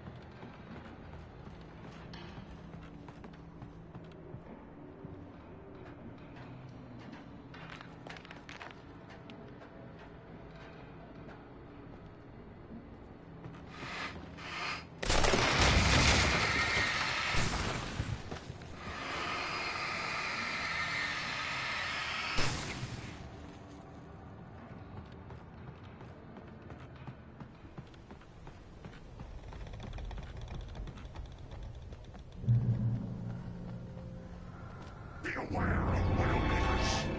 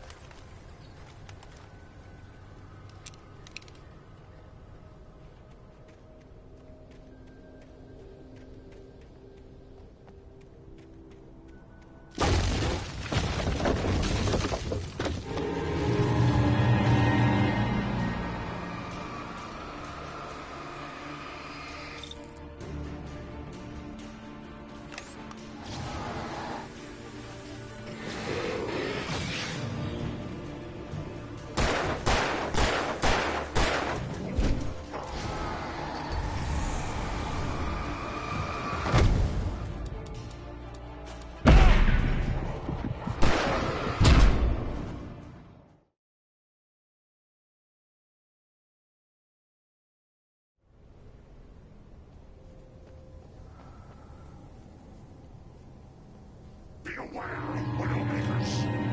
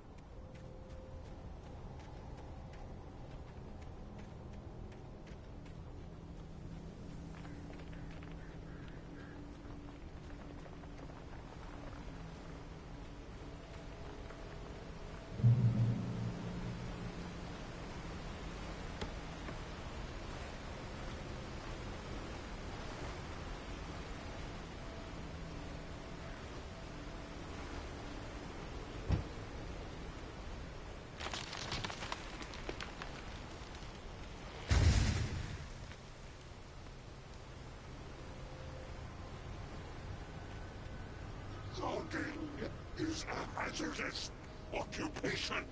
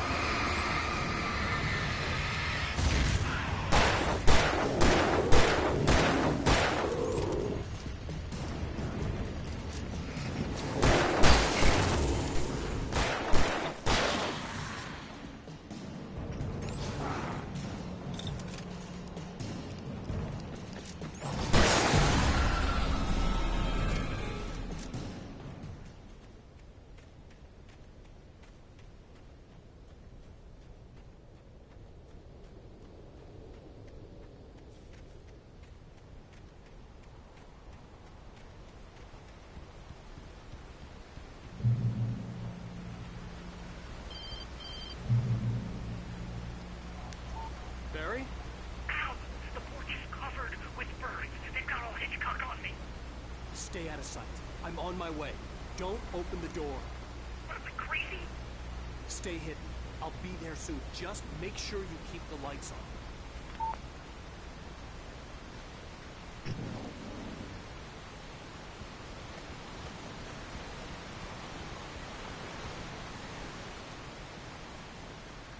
I still had to reach Barry at the cabin, but at least I was out of the woods.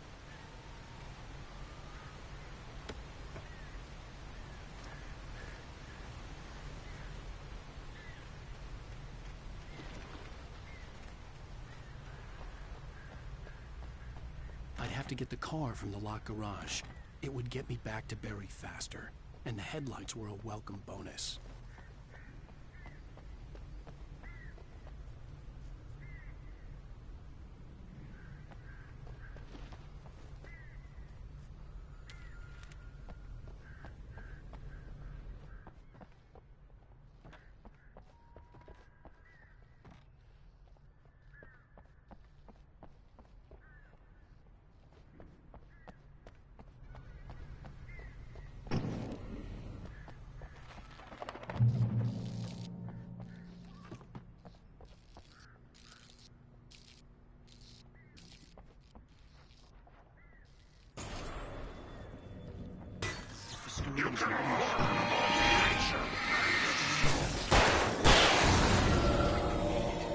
But as the story grows, it starts wanting things of its own. Change one thing and you set off a chain reaction of events that spreads through the whole thing. The characters have to be true to themselves. The events need to follow a logic that fits the story. A single flaw and the magic is gone. The story dies. Alice dies.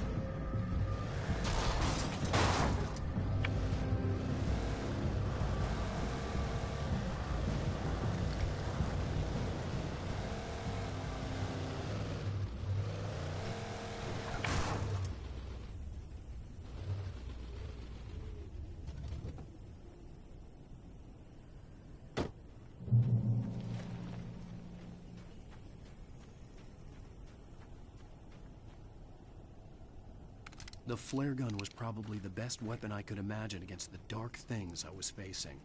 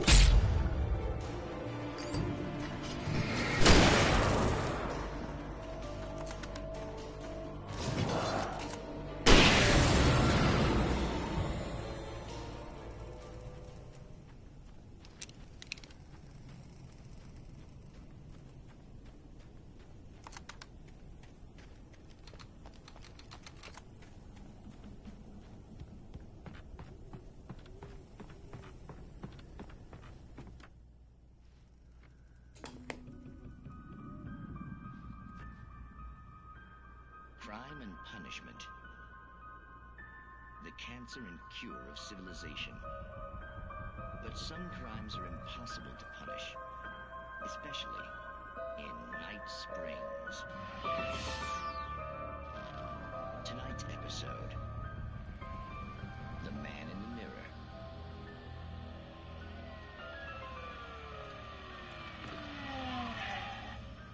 He's inside, Agent. He's a weird one. So, you're confessing to killing that guy, huh? Why? Had it coming? Yeah, but why would you do that? I mean, you're a nice guy. Normal.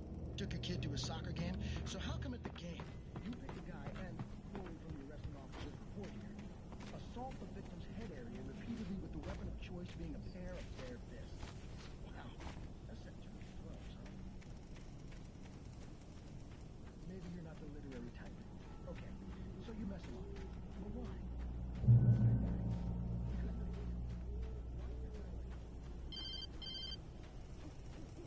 was the kidnapper.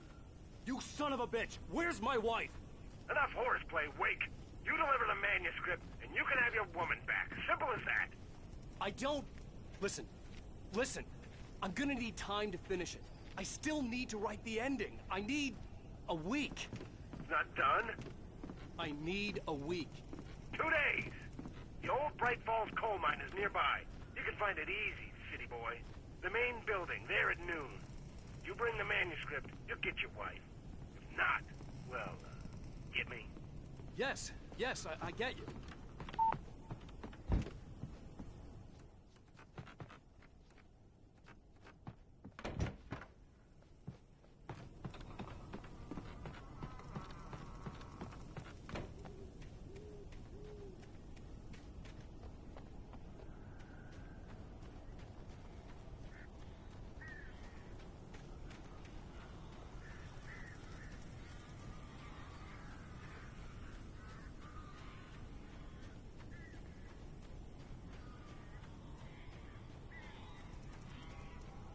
Barry had talked about birds over the phone.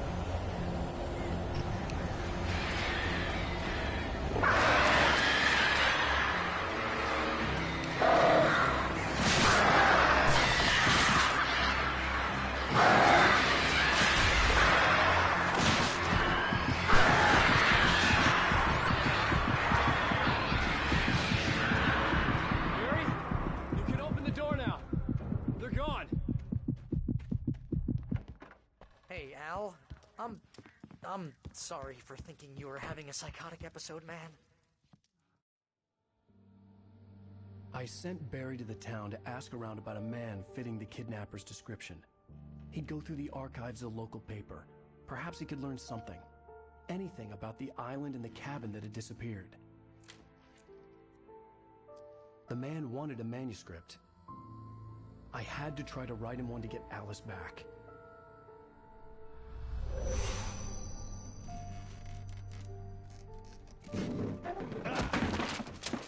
For me, the supernatural had always been nothing but a metaphor for the human psyche, a tool to use in writing fiction.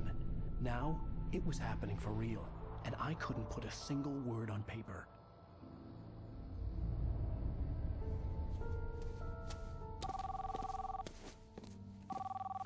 Barry Wheeler speaking. This is Rose. Rose? I found Mr. Wake's pages. Oh, you sweet, brilliant girl. Could you and Mr. Wake come get them? I live in the trailer park outside the town. We'll be there in less than an hour. I know. See you soon.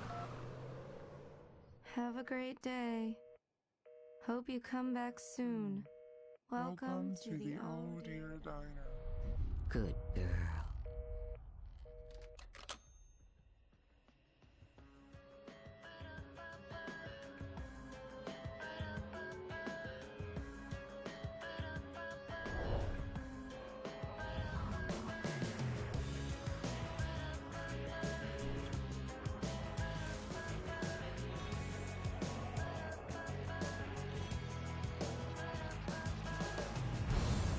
Come here.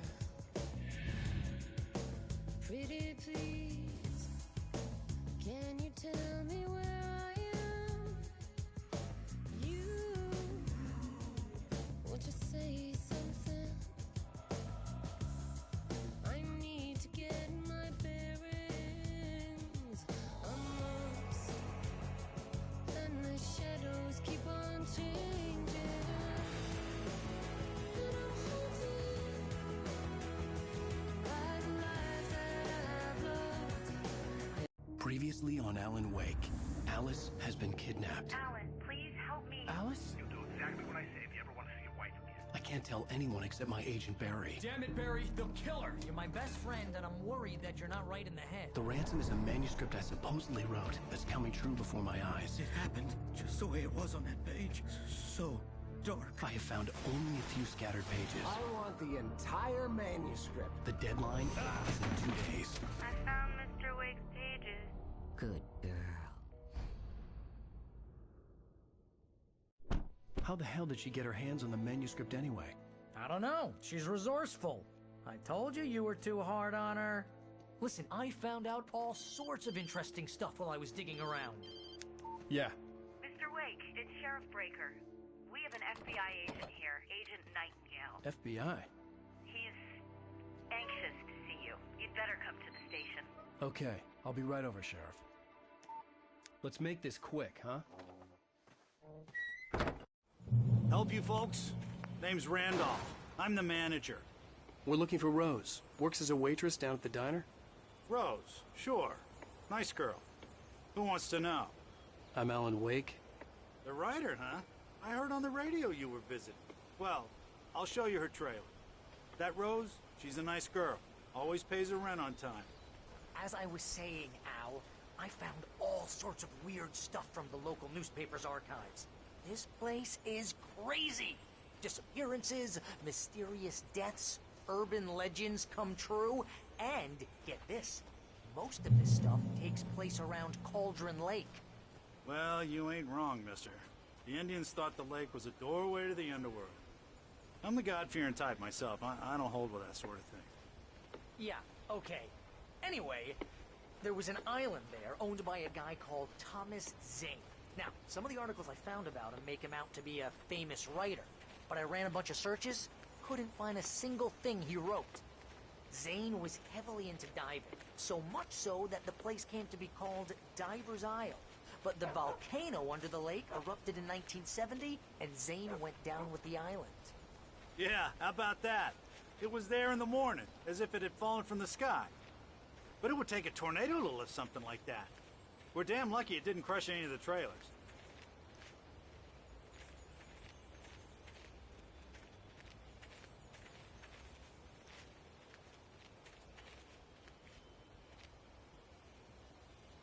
It gets better. A local girl, Barbara Jagger drowned in Cauldron Lake just a week earlier. They were lovers. Sure, Jagger's a local spook store. The Scratching Hag. Comes for you in the dark. Childish stuff like that. Anyway, Al, I'm just getting to the best part. All of the articles about this stuff were written by Cynthia Weaver. I asked around, and she's that crazy bag lady you met. What, the lamp lady? She can be a little loopy, but she's not homeless or anything. Yeah, anyway, she knew both Jagger and Zane before they both died, and she had some kind of a breakdown.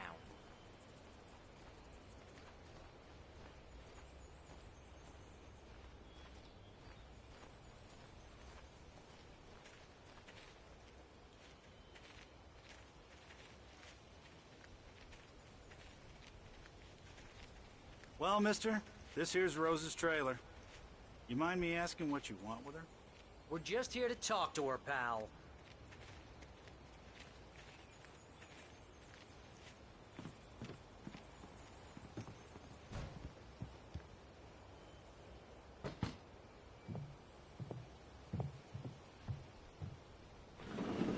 Welcome to... Oh dear, Mr. Wake. I'm so glad you're here. Rose, you have my manuscript? Oh. Oh, yes. Yes. Please, come in. Hey, this is really good. Rose. Yes. My manuscript. I really need it. I understand. I know what you need. A muse to inspire you. Oh, for Barry. She doesn't have anything. Yeah, hey, Al? Al, what's... Oh... Barry! What? What?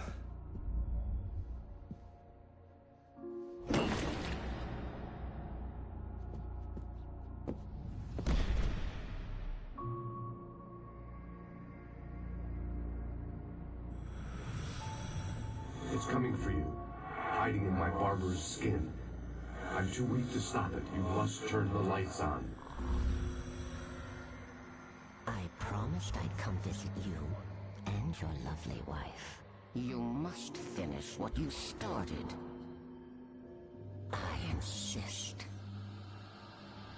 You must turn the lights on. Turn the light on. Back to work, boy.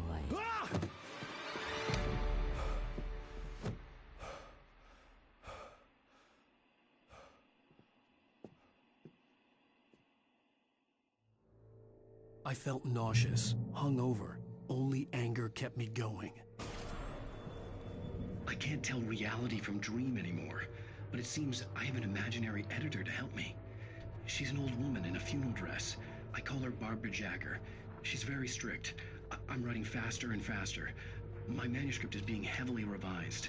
The edits are getting very aggressive, and each day there's less of me and more of her. I hate it, but I know she's right. She promises me I can save Alice this way. She knows more of this than I do. About the complex incantation I'm attempting. About this place. She's worked with another writer under similar circumstances, Thomas Zane. The genre of the story seems to be shifting. It's turning into a horror story. I'm getting close. I can feel it. Rose took a day from me. I had less than 12 hours left to meet the kidnapper. All I could do was get Barry into the car, work something out once I got on the road. Barry was out of it. He was way too heavy to carry. You're right. I deserve more money. I'm so handsome. My gun and flashlight were gone. I'd have to find a way to get Barry into the car as quickly as possible. There was no time to waste. Mr. Randolph liked Rose. That little smile she had. How she was still sweet when life had tried so hard to make her bitter. It wasn't any of his business what she did in her trailer. But those strangers, the writer and his smart-ass sidekick, looked like trouble. And they'd been in there for hours, way past her normal bedtime. He reached for the phone and called the sheriff's station.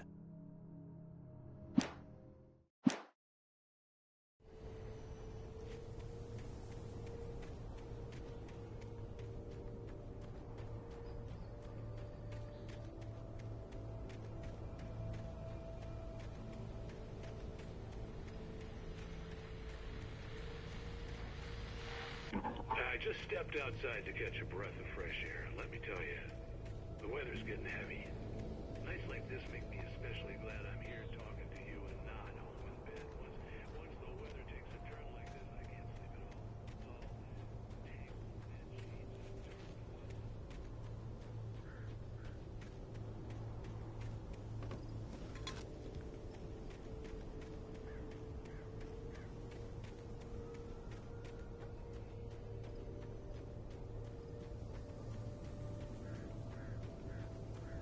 Oh, you're gonna get it now.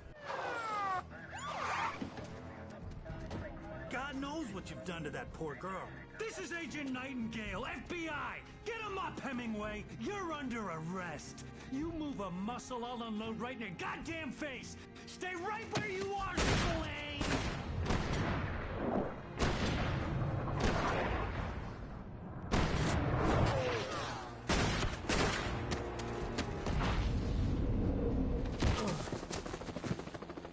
What are?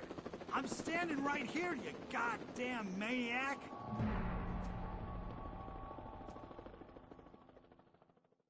I hated to leave Barry behind, but there was no way I'd miss my appointment with the kidnapper. Give it up, Mr. Wake! Come on!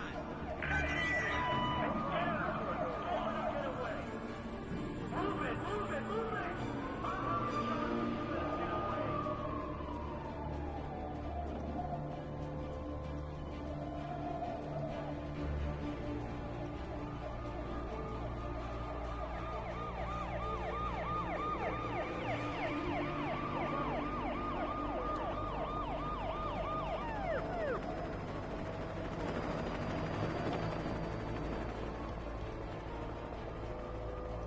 There he is! There he goes! Okay, men, keep your eyes peeled. He's gonna try to make it through here. Oh, damn.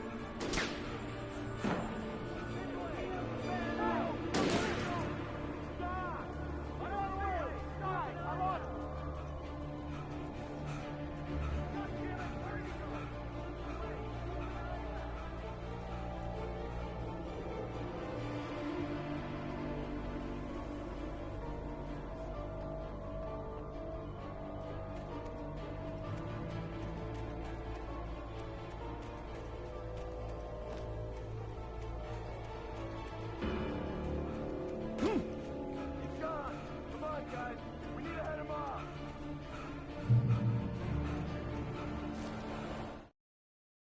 For decades, the darkness that wore Barbara Jagger's skin slept fitfully in the dark place that was its home and prison. It was hungry and in pain.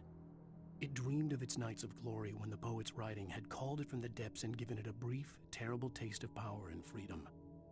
The rock stars had stirred it from the deep sleep the poet had sunk it back to in the end. When it sensed the writer on the ferry, it opened its eyes.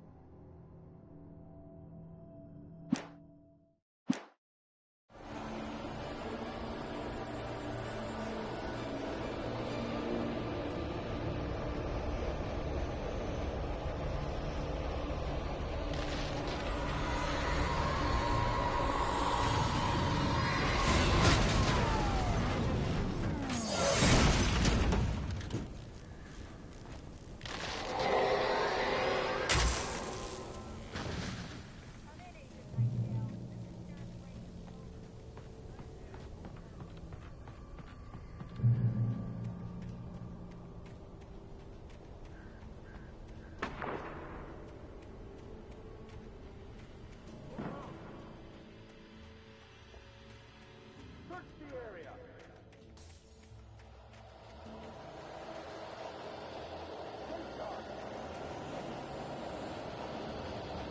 This way! Over here!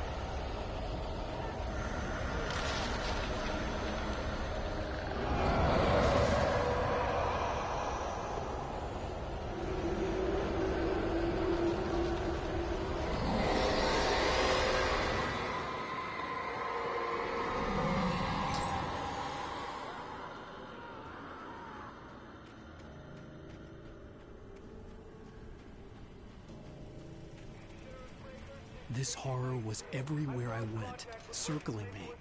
The cops didn't stand a chance. They were after a writer, not a monster.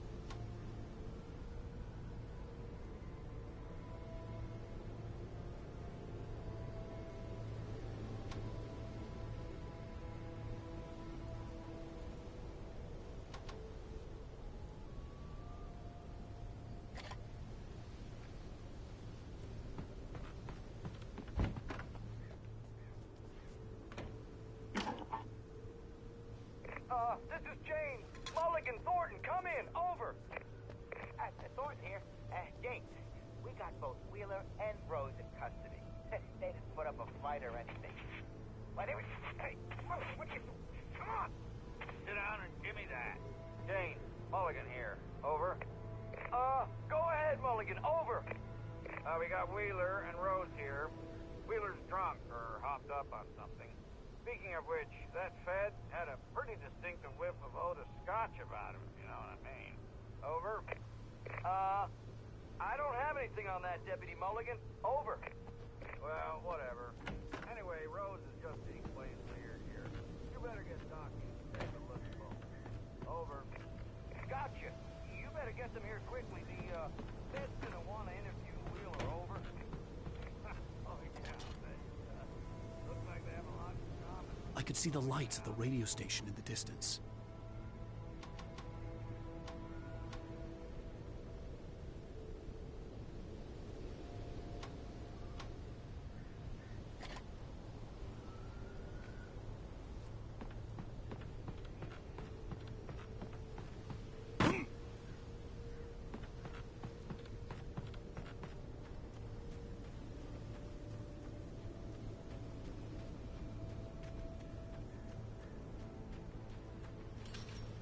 I imagined that the broadcast tower in the distance was part of the local radio station. Maine seemed like a decent guy. Perhaps he could give me directions to the coal mine.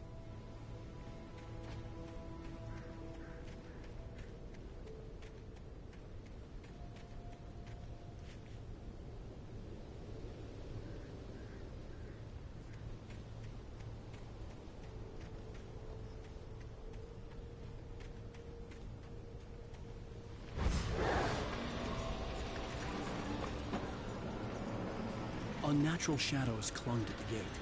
The darkness that was after me was trying to stop me. I wouldn't get through without a fight.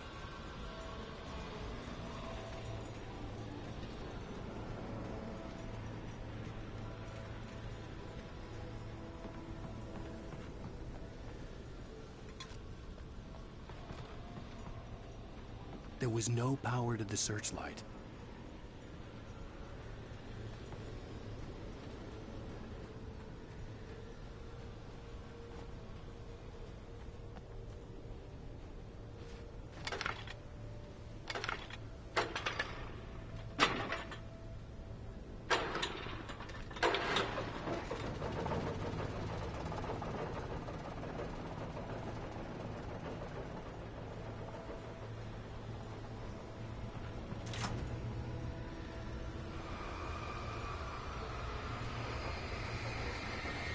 The old generator conked out. I'd have to see if I could fix it and try again.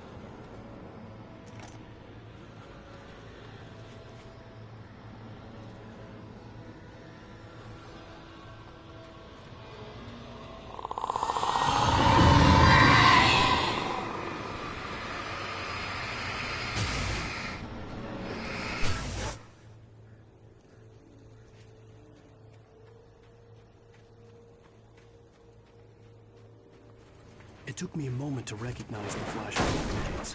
They were an ideal weapon for my situation. Team 1, come in. Over.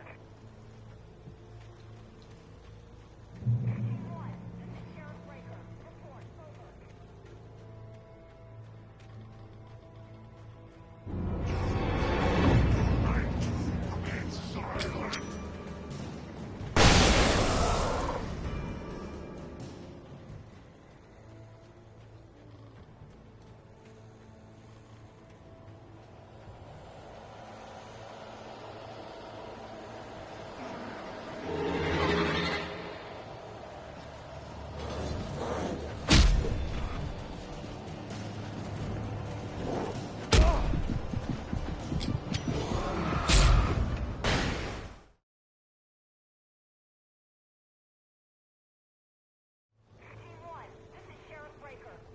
Over.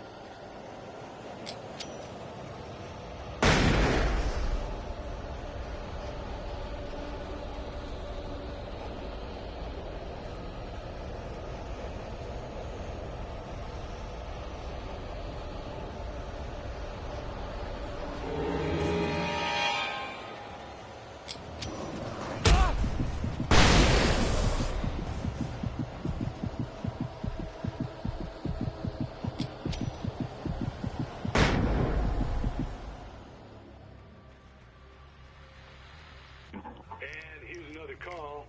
You're on KBFFM with Pat Maine. It's Milt Peabody, Pat. What's on your mind, Milt? Well, I live near the trailer park, Pat, and there's a big ruckus going on over there. Well, that's just up the road from me, too.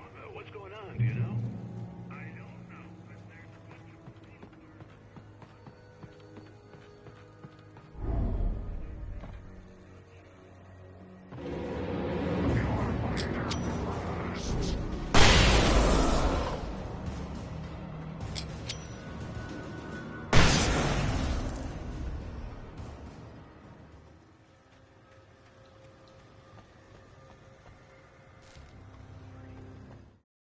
Touched by the dark presence,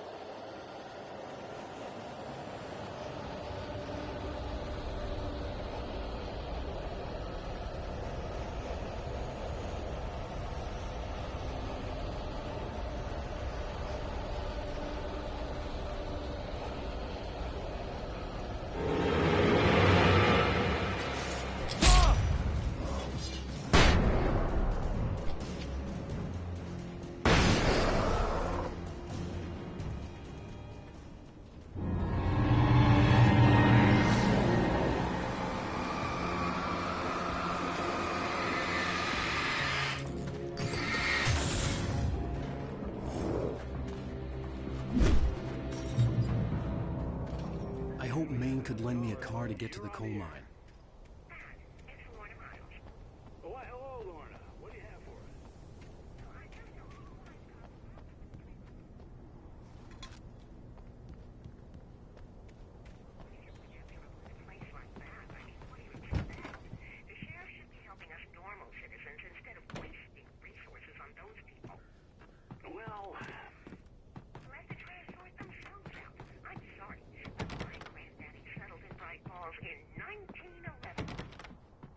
thank you very much for that compassionate viewpoint, Lorna. Oh, here's a little surprise. The famous writer Alan Wake just walked in. Folks, I'm going to see if I can talk him into an interview. Come on in, Mr. Wake.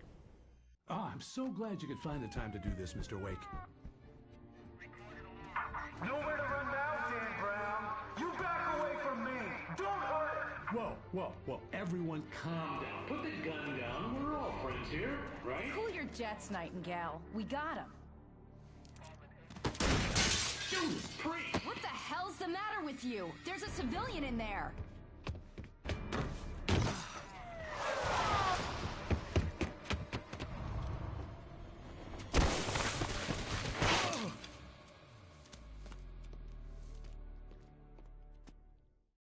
I'll get you yet, even if it kills me. You hear me? You hear me, H.P. Lovecraft? I had fallen off so many cliffs it was ridiculous. That's what you get for naming a book The Sudden Stop. It was probably good I hadn't had the chance to tell Maine where I was going. I'd have to lose the cops and find my own. Nightingale stared through the broken studio window into the dark woods. He turned around, started to walk out, but Maine grabbed his arm. "Young man, you almost shot me. You don't shoot off rounds at people like that. What's the matter with you?" Nightingale shook his arm free, marched out. His cheeks burned with rage and humiliation. Way to the mine.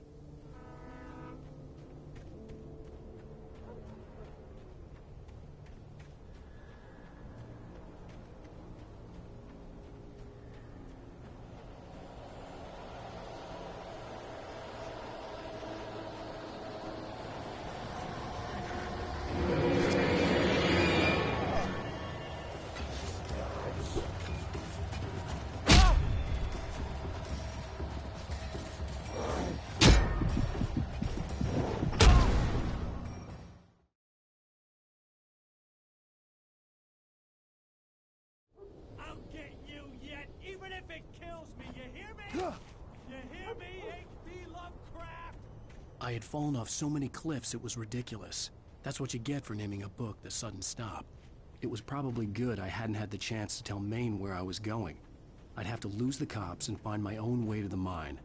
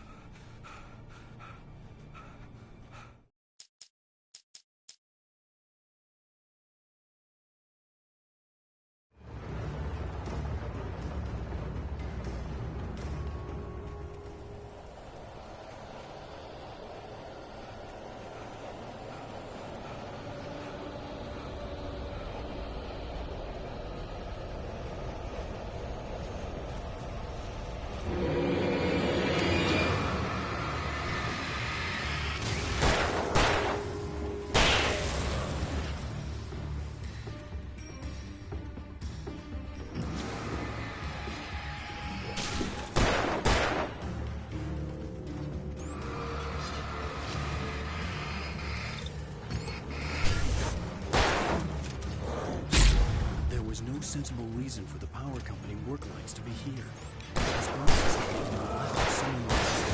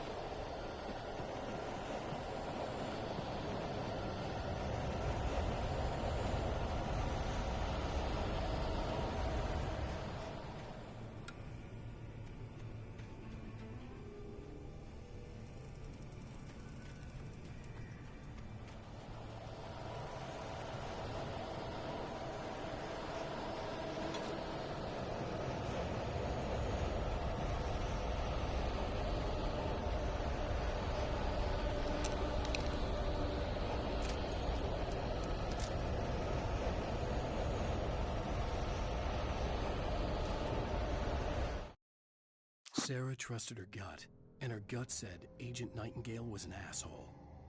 He felt wrong, and it wasn't just the smell of stale booze. It was in the way he flashed his badge, pulled rank, the look in his eyes when he wanted answers. Where was Alan Wake? What was this about an accident? Where was his wife? And most importantly, why did she let Wake go? He wouldn't answer her questions. Federal business was all he'd say.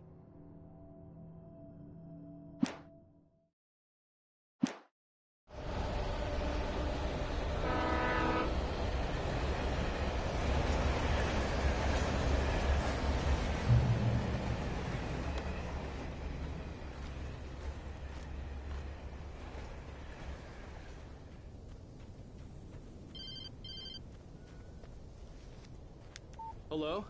The most stubborn man I've ever met. Alice? Alice? Alan, I'm so afraid. He keeps me in the dark. Please help me. I look at you, Alan, and it's not you. Something else. Looking out from behind your eyes. Alice, I'm here. I'm so alone here. It's all gonna go to hell. You need to be careful. Cooperate. The connection had been terrible, but that wasn't the only thing that hadn't been right with the call. She sounded wrong somehow, but she had called me.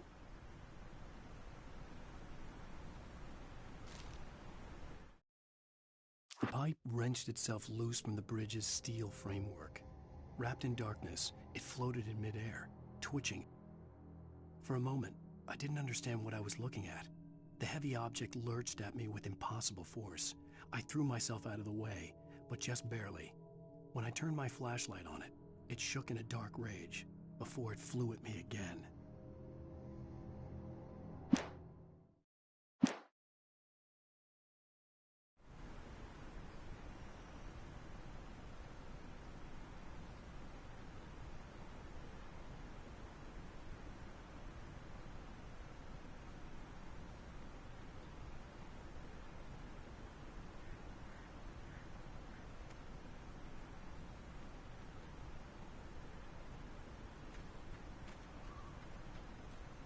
I could see a railway bridge up ahead.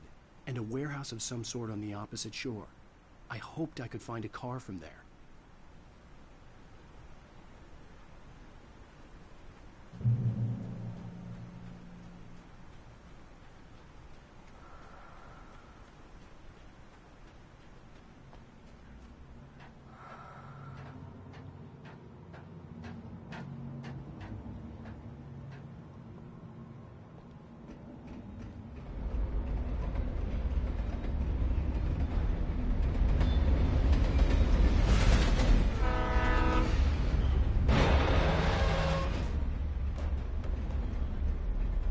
The darkness that was pursuing me was growing stronger, and it was taking over everything in its path.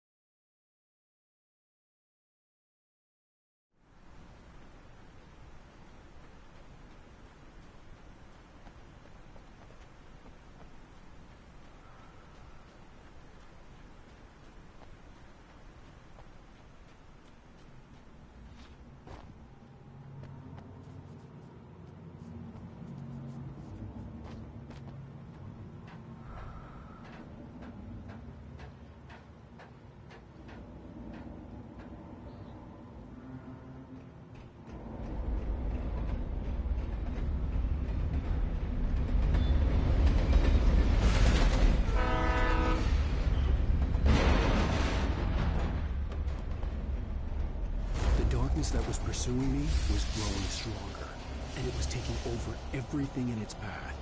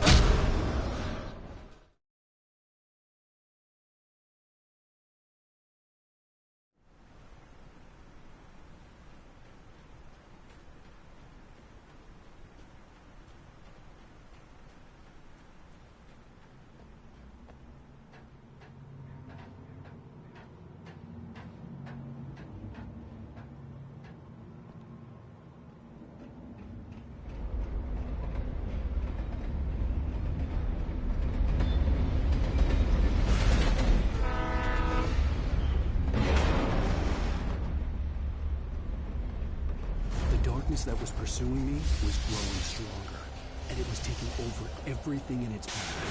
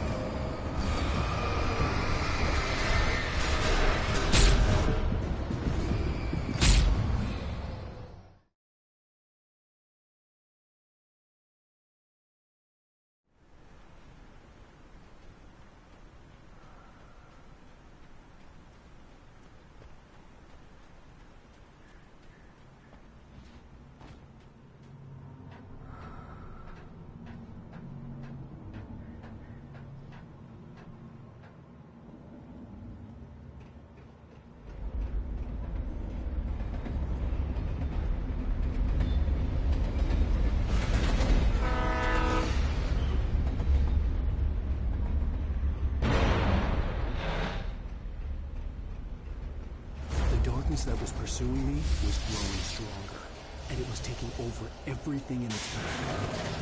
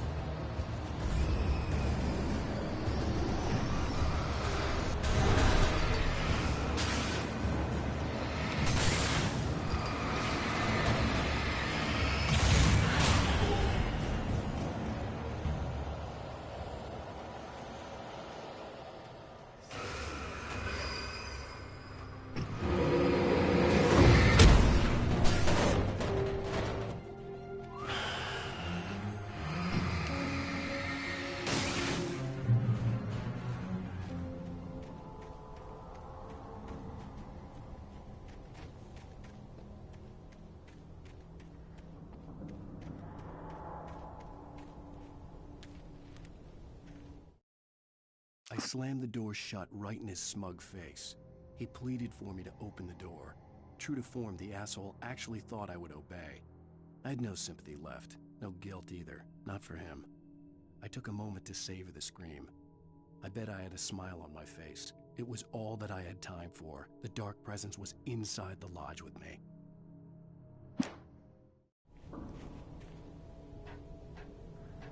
As a teenager, just starting to get interested in writing, Stephen King had been a source of inspiration to me. I thought about all the inanimate objects that had come to life in his books. No one is safe in a good horror story. Certainly not the protagonist.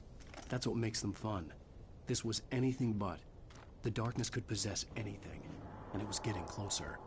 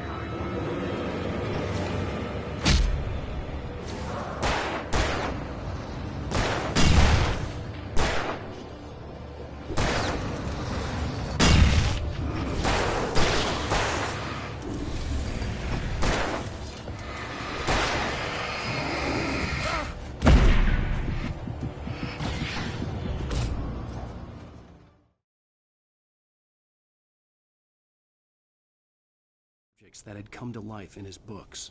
No one is safe in a good horror story. Certainly not the protagonist. That's what makes them fun. This was anything but. The darkness could possess anything, and it was getting closer.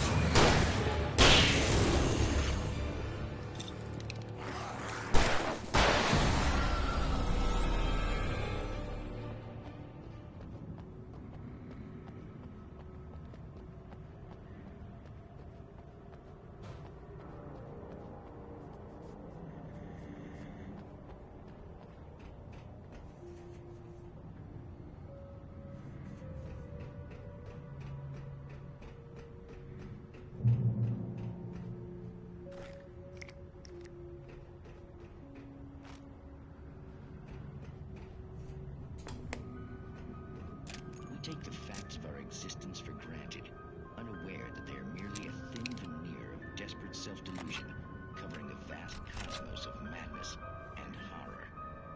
All too often, the stars are right,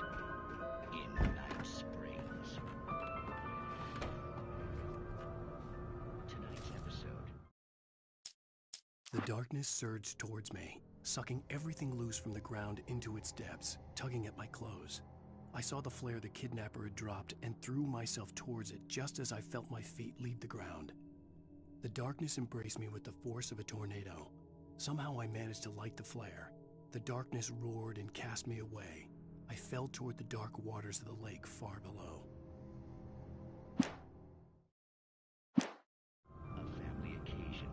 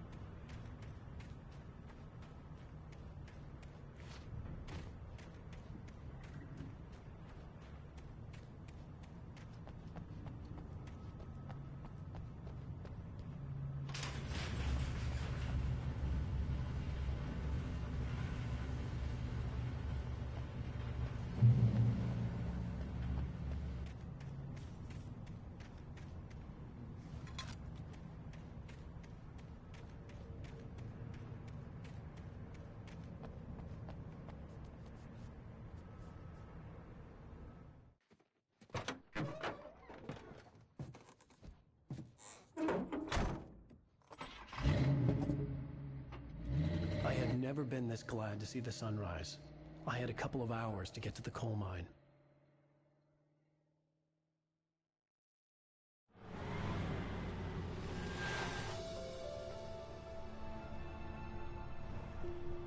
The coal mine wasn't far now.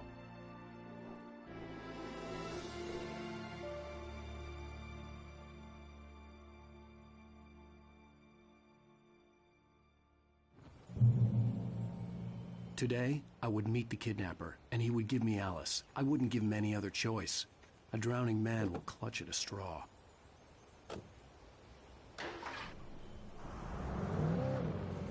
Little by little, without realizing it, I'd come to believe that the story in the manuscript was coming true.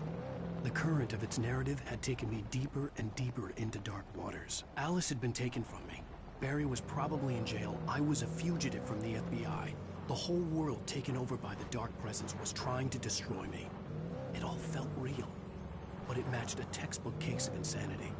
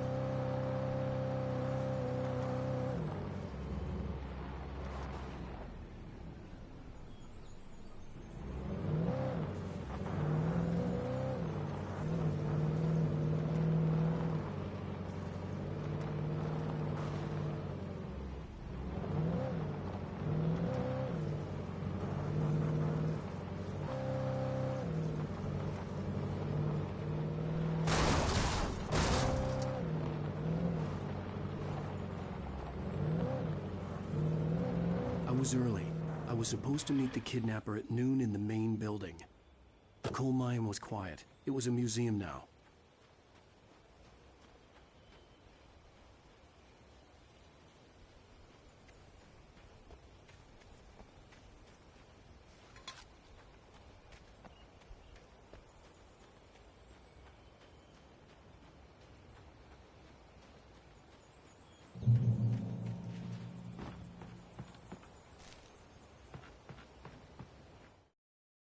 With Nightingale gone and the night wind blowing in through the broken studio window, Maine stared at Sarah.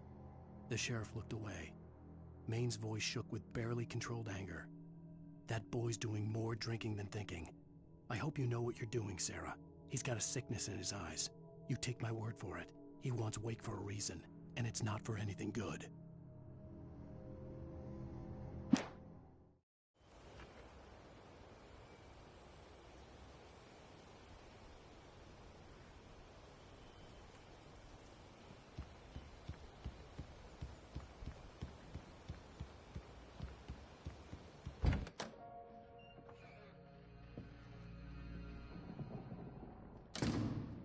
I didn't want to go outside. Cops had to be looking for me. The noon sun turned the place into a sauna. The day dragged on.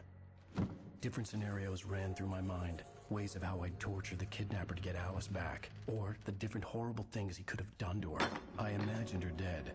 I had no way of knowing she was still alive. It was killing me. I was running on blind hope. It was all a waste of time. The bastard never showed up.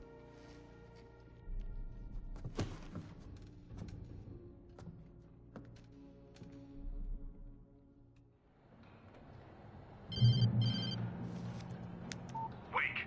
Where the hell are you? Change of plans. You know where Mirror Peak is? It's a big mountain north of where you are. You follow the path from the mine, you can't miss it. There's a lookout point there. I'll be waiting. I'm through being jerked around by You want you. to see your wife alive? Because if you do, you better watch what you say to me. Do we understand each other? I want to talk to Alice. Yeah, and I want the manuscript. Don't keep me waiting, Wake. Hello? Hello! Ah! I'm gonna kill him! I had to get to Mirror Peak.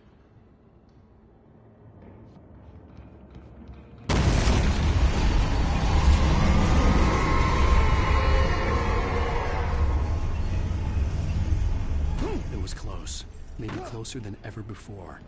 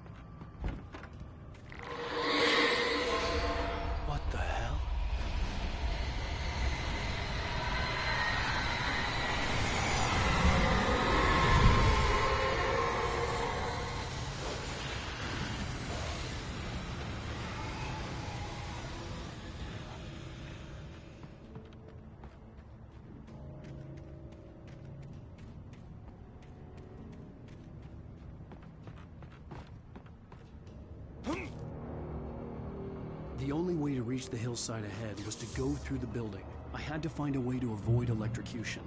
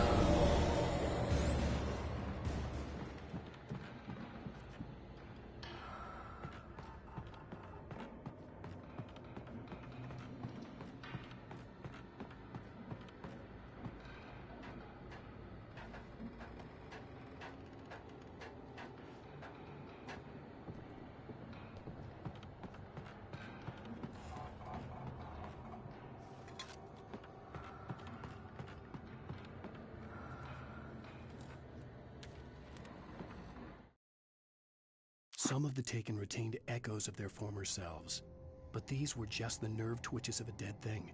Nothing remained but a shell covered and filled with darkness. In most cases, these puppets were enough for the purposes of the Dark Presence.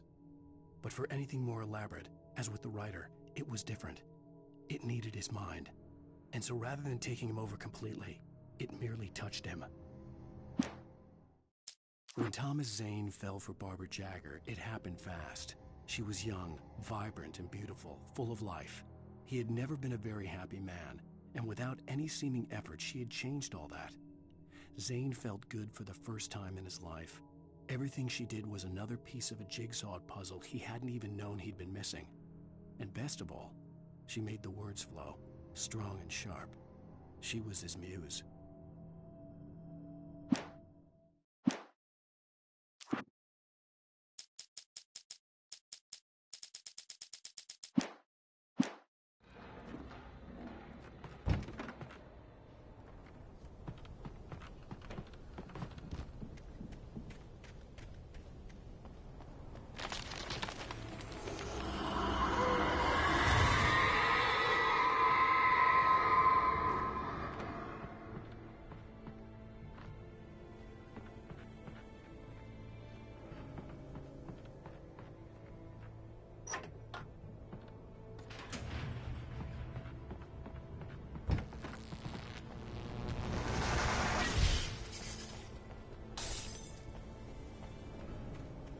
There was no way the flashbang grenades were standard power company equipment.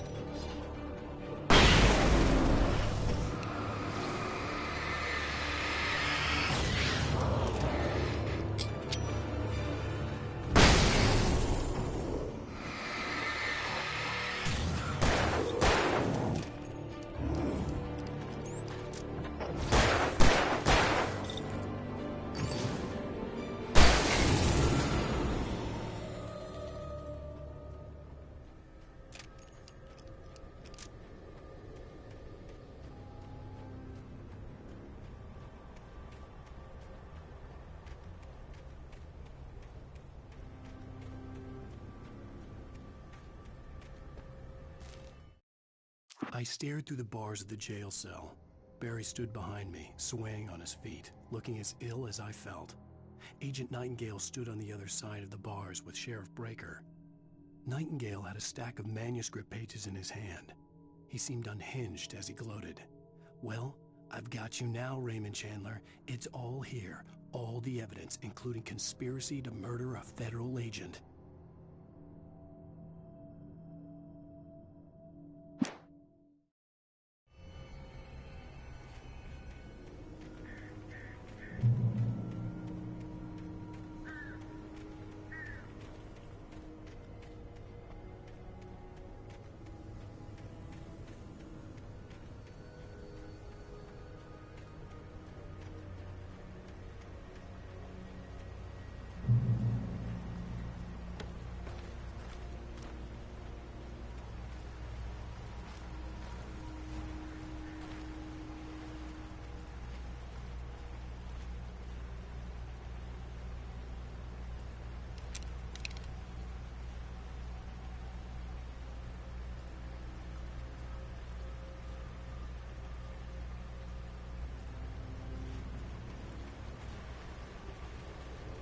I had no real plan.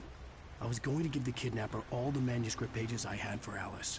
If that wasn't enough, I'd hold him at gunpoint and make him talk.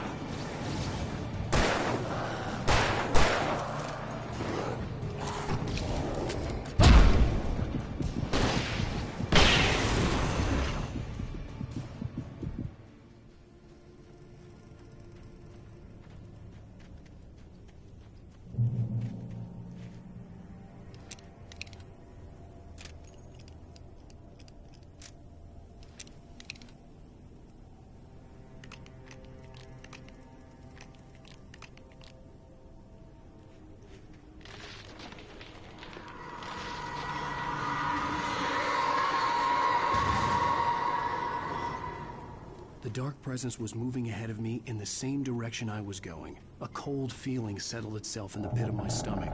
Was it going for Alice? The graveyard shift may cause cancer.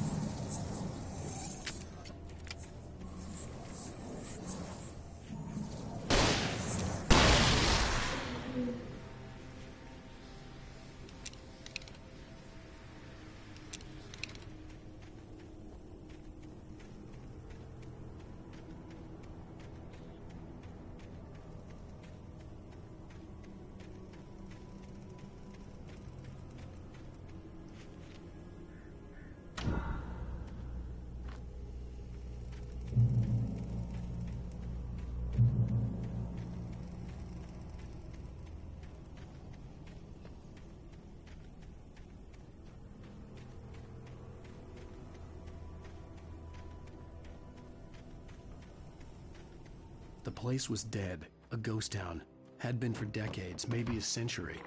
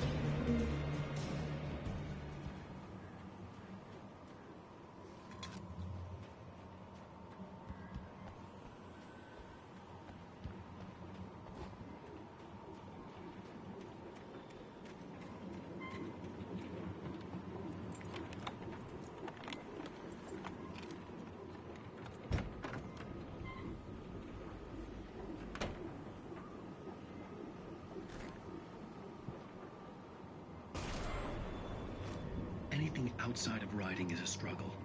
I feel ill. I managed to make my way downstairs. There's a shoebox filled with books and papers by Thomas Zane. It's very hard to focus, but I managed to read some of it. He's a poet, and a good one. He writes of muses and creators summoning fabulous things from a magic lake, using his powers to shape the world of a realm of gods and dreams and demons, dark things that wait for a chance to slip through, wearing the flesh of men as disguise. Zane writes about himself, his girlfriend being taken over by a dark presence, about growing scared of the lake. Zane believes it's a mirror to the gaping void of darkness above, where some Lovecraftian presence lurks. I crawl back upstairs. I'll borrow these things for my story. They ring true. They fit.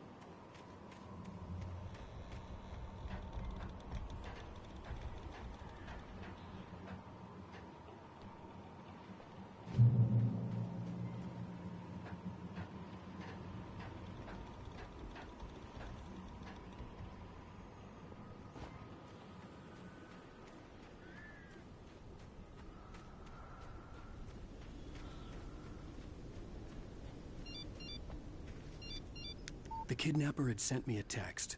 The message was full of spelling errors and insults. It was telling me to hurry up.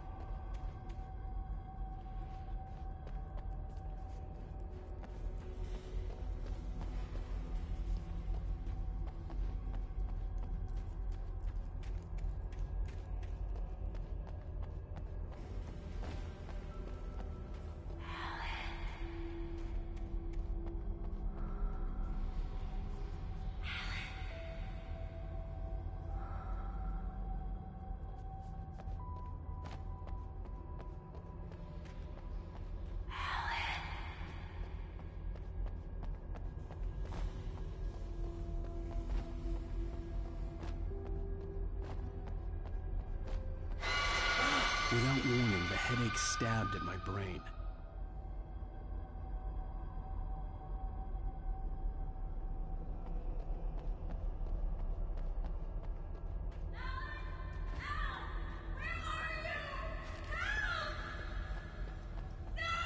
Alice?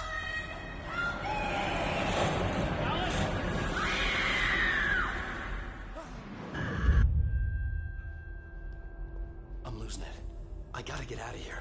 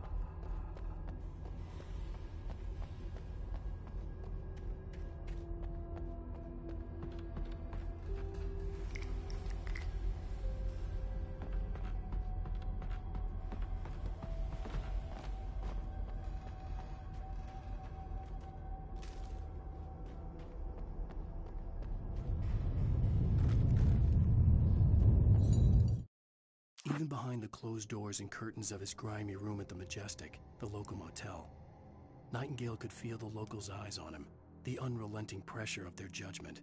He forced it out of his mind. For all he knew, they could all be under Wake's spell already. You do what you have to do to get the job done. He took comfort from the bottle in his hand. Please, he thought, just let me get through this.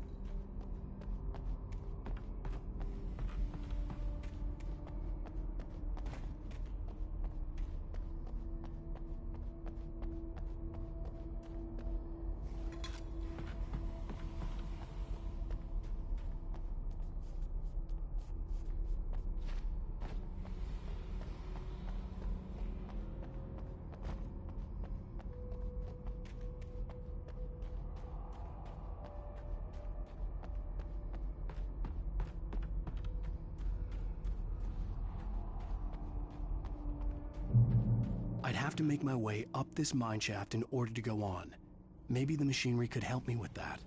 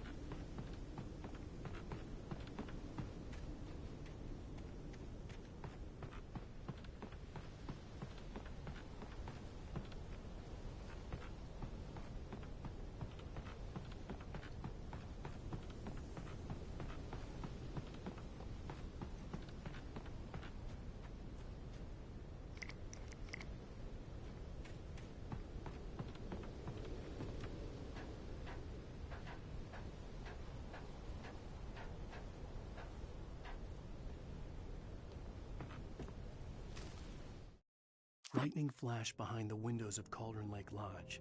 Tor Anderson laughed and held the steel hammer above his head. Nurse Sinclair was trying to calm him down without success.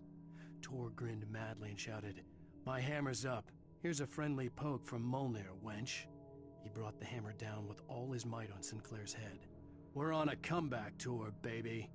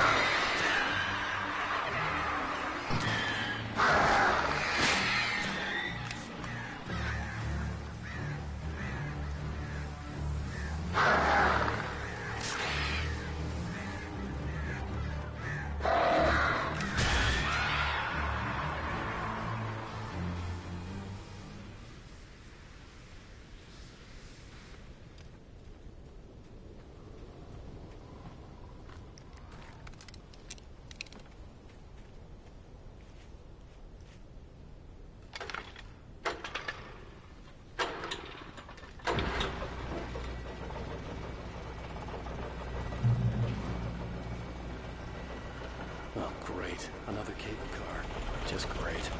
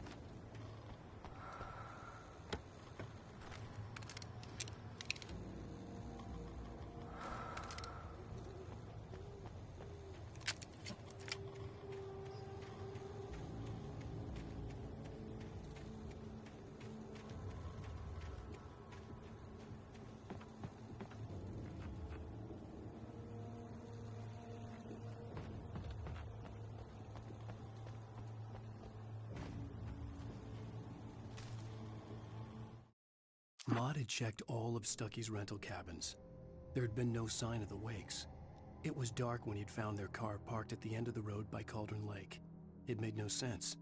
They must have taken a wrong turn, but there was no sign of them, and the car had been there for hours already. Frustrated, Mott stood on the rotten ruin of the footbridge that had once led to Diver's Isle before it sank beneath the waves years ago. The boss wouldn't be happy.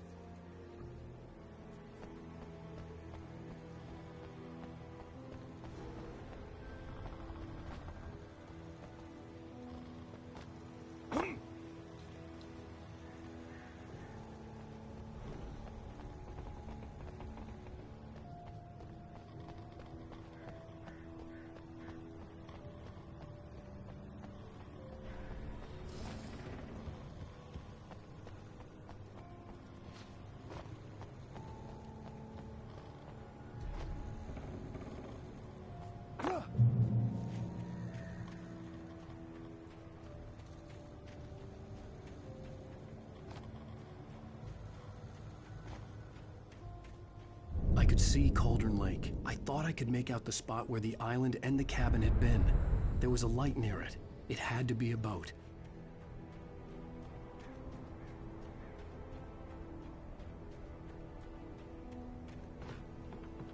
I was close now. I had to get there fast. I dreaded what I would find. I tried to hold on to Alice, but her form melted away. I was losing control. Dr. Hartman stood in her place. I wanted to hit him, but my arms were jelly. He smiled. It was a reassuring smile, and I hated him for it. I had to give you a sedative. Don't fight it. You went through another rough period. Right now, it's very important that you stay calm. We don't want you to have another episode. You're a patient at my clinic. Have been for a while now.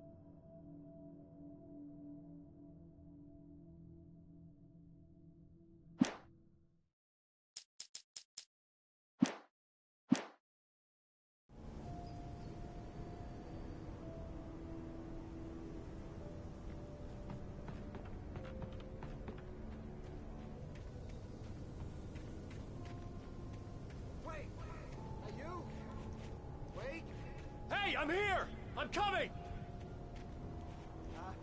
No! Get away! Sorry. Please, it's late. The boss didn't know. I didn't know. I swear, I didn't know. We don't have a wife. We don't know where she is. She's probably drowned. We just said we had her to make her play ball. You see? They got him writing for us. Please.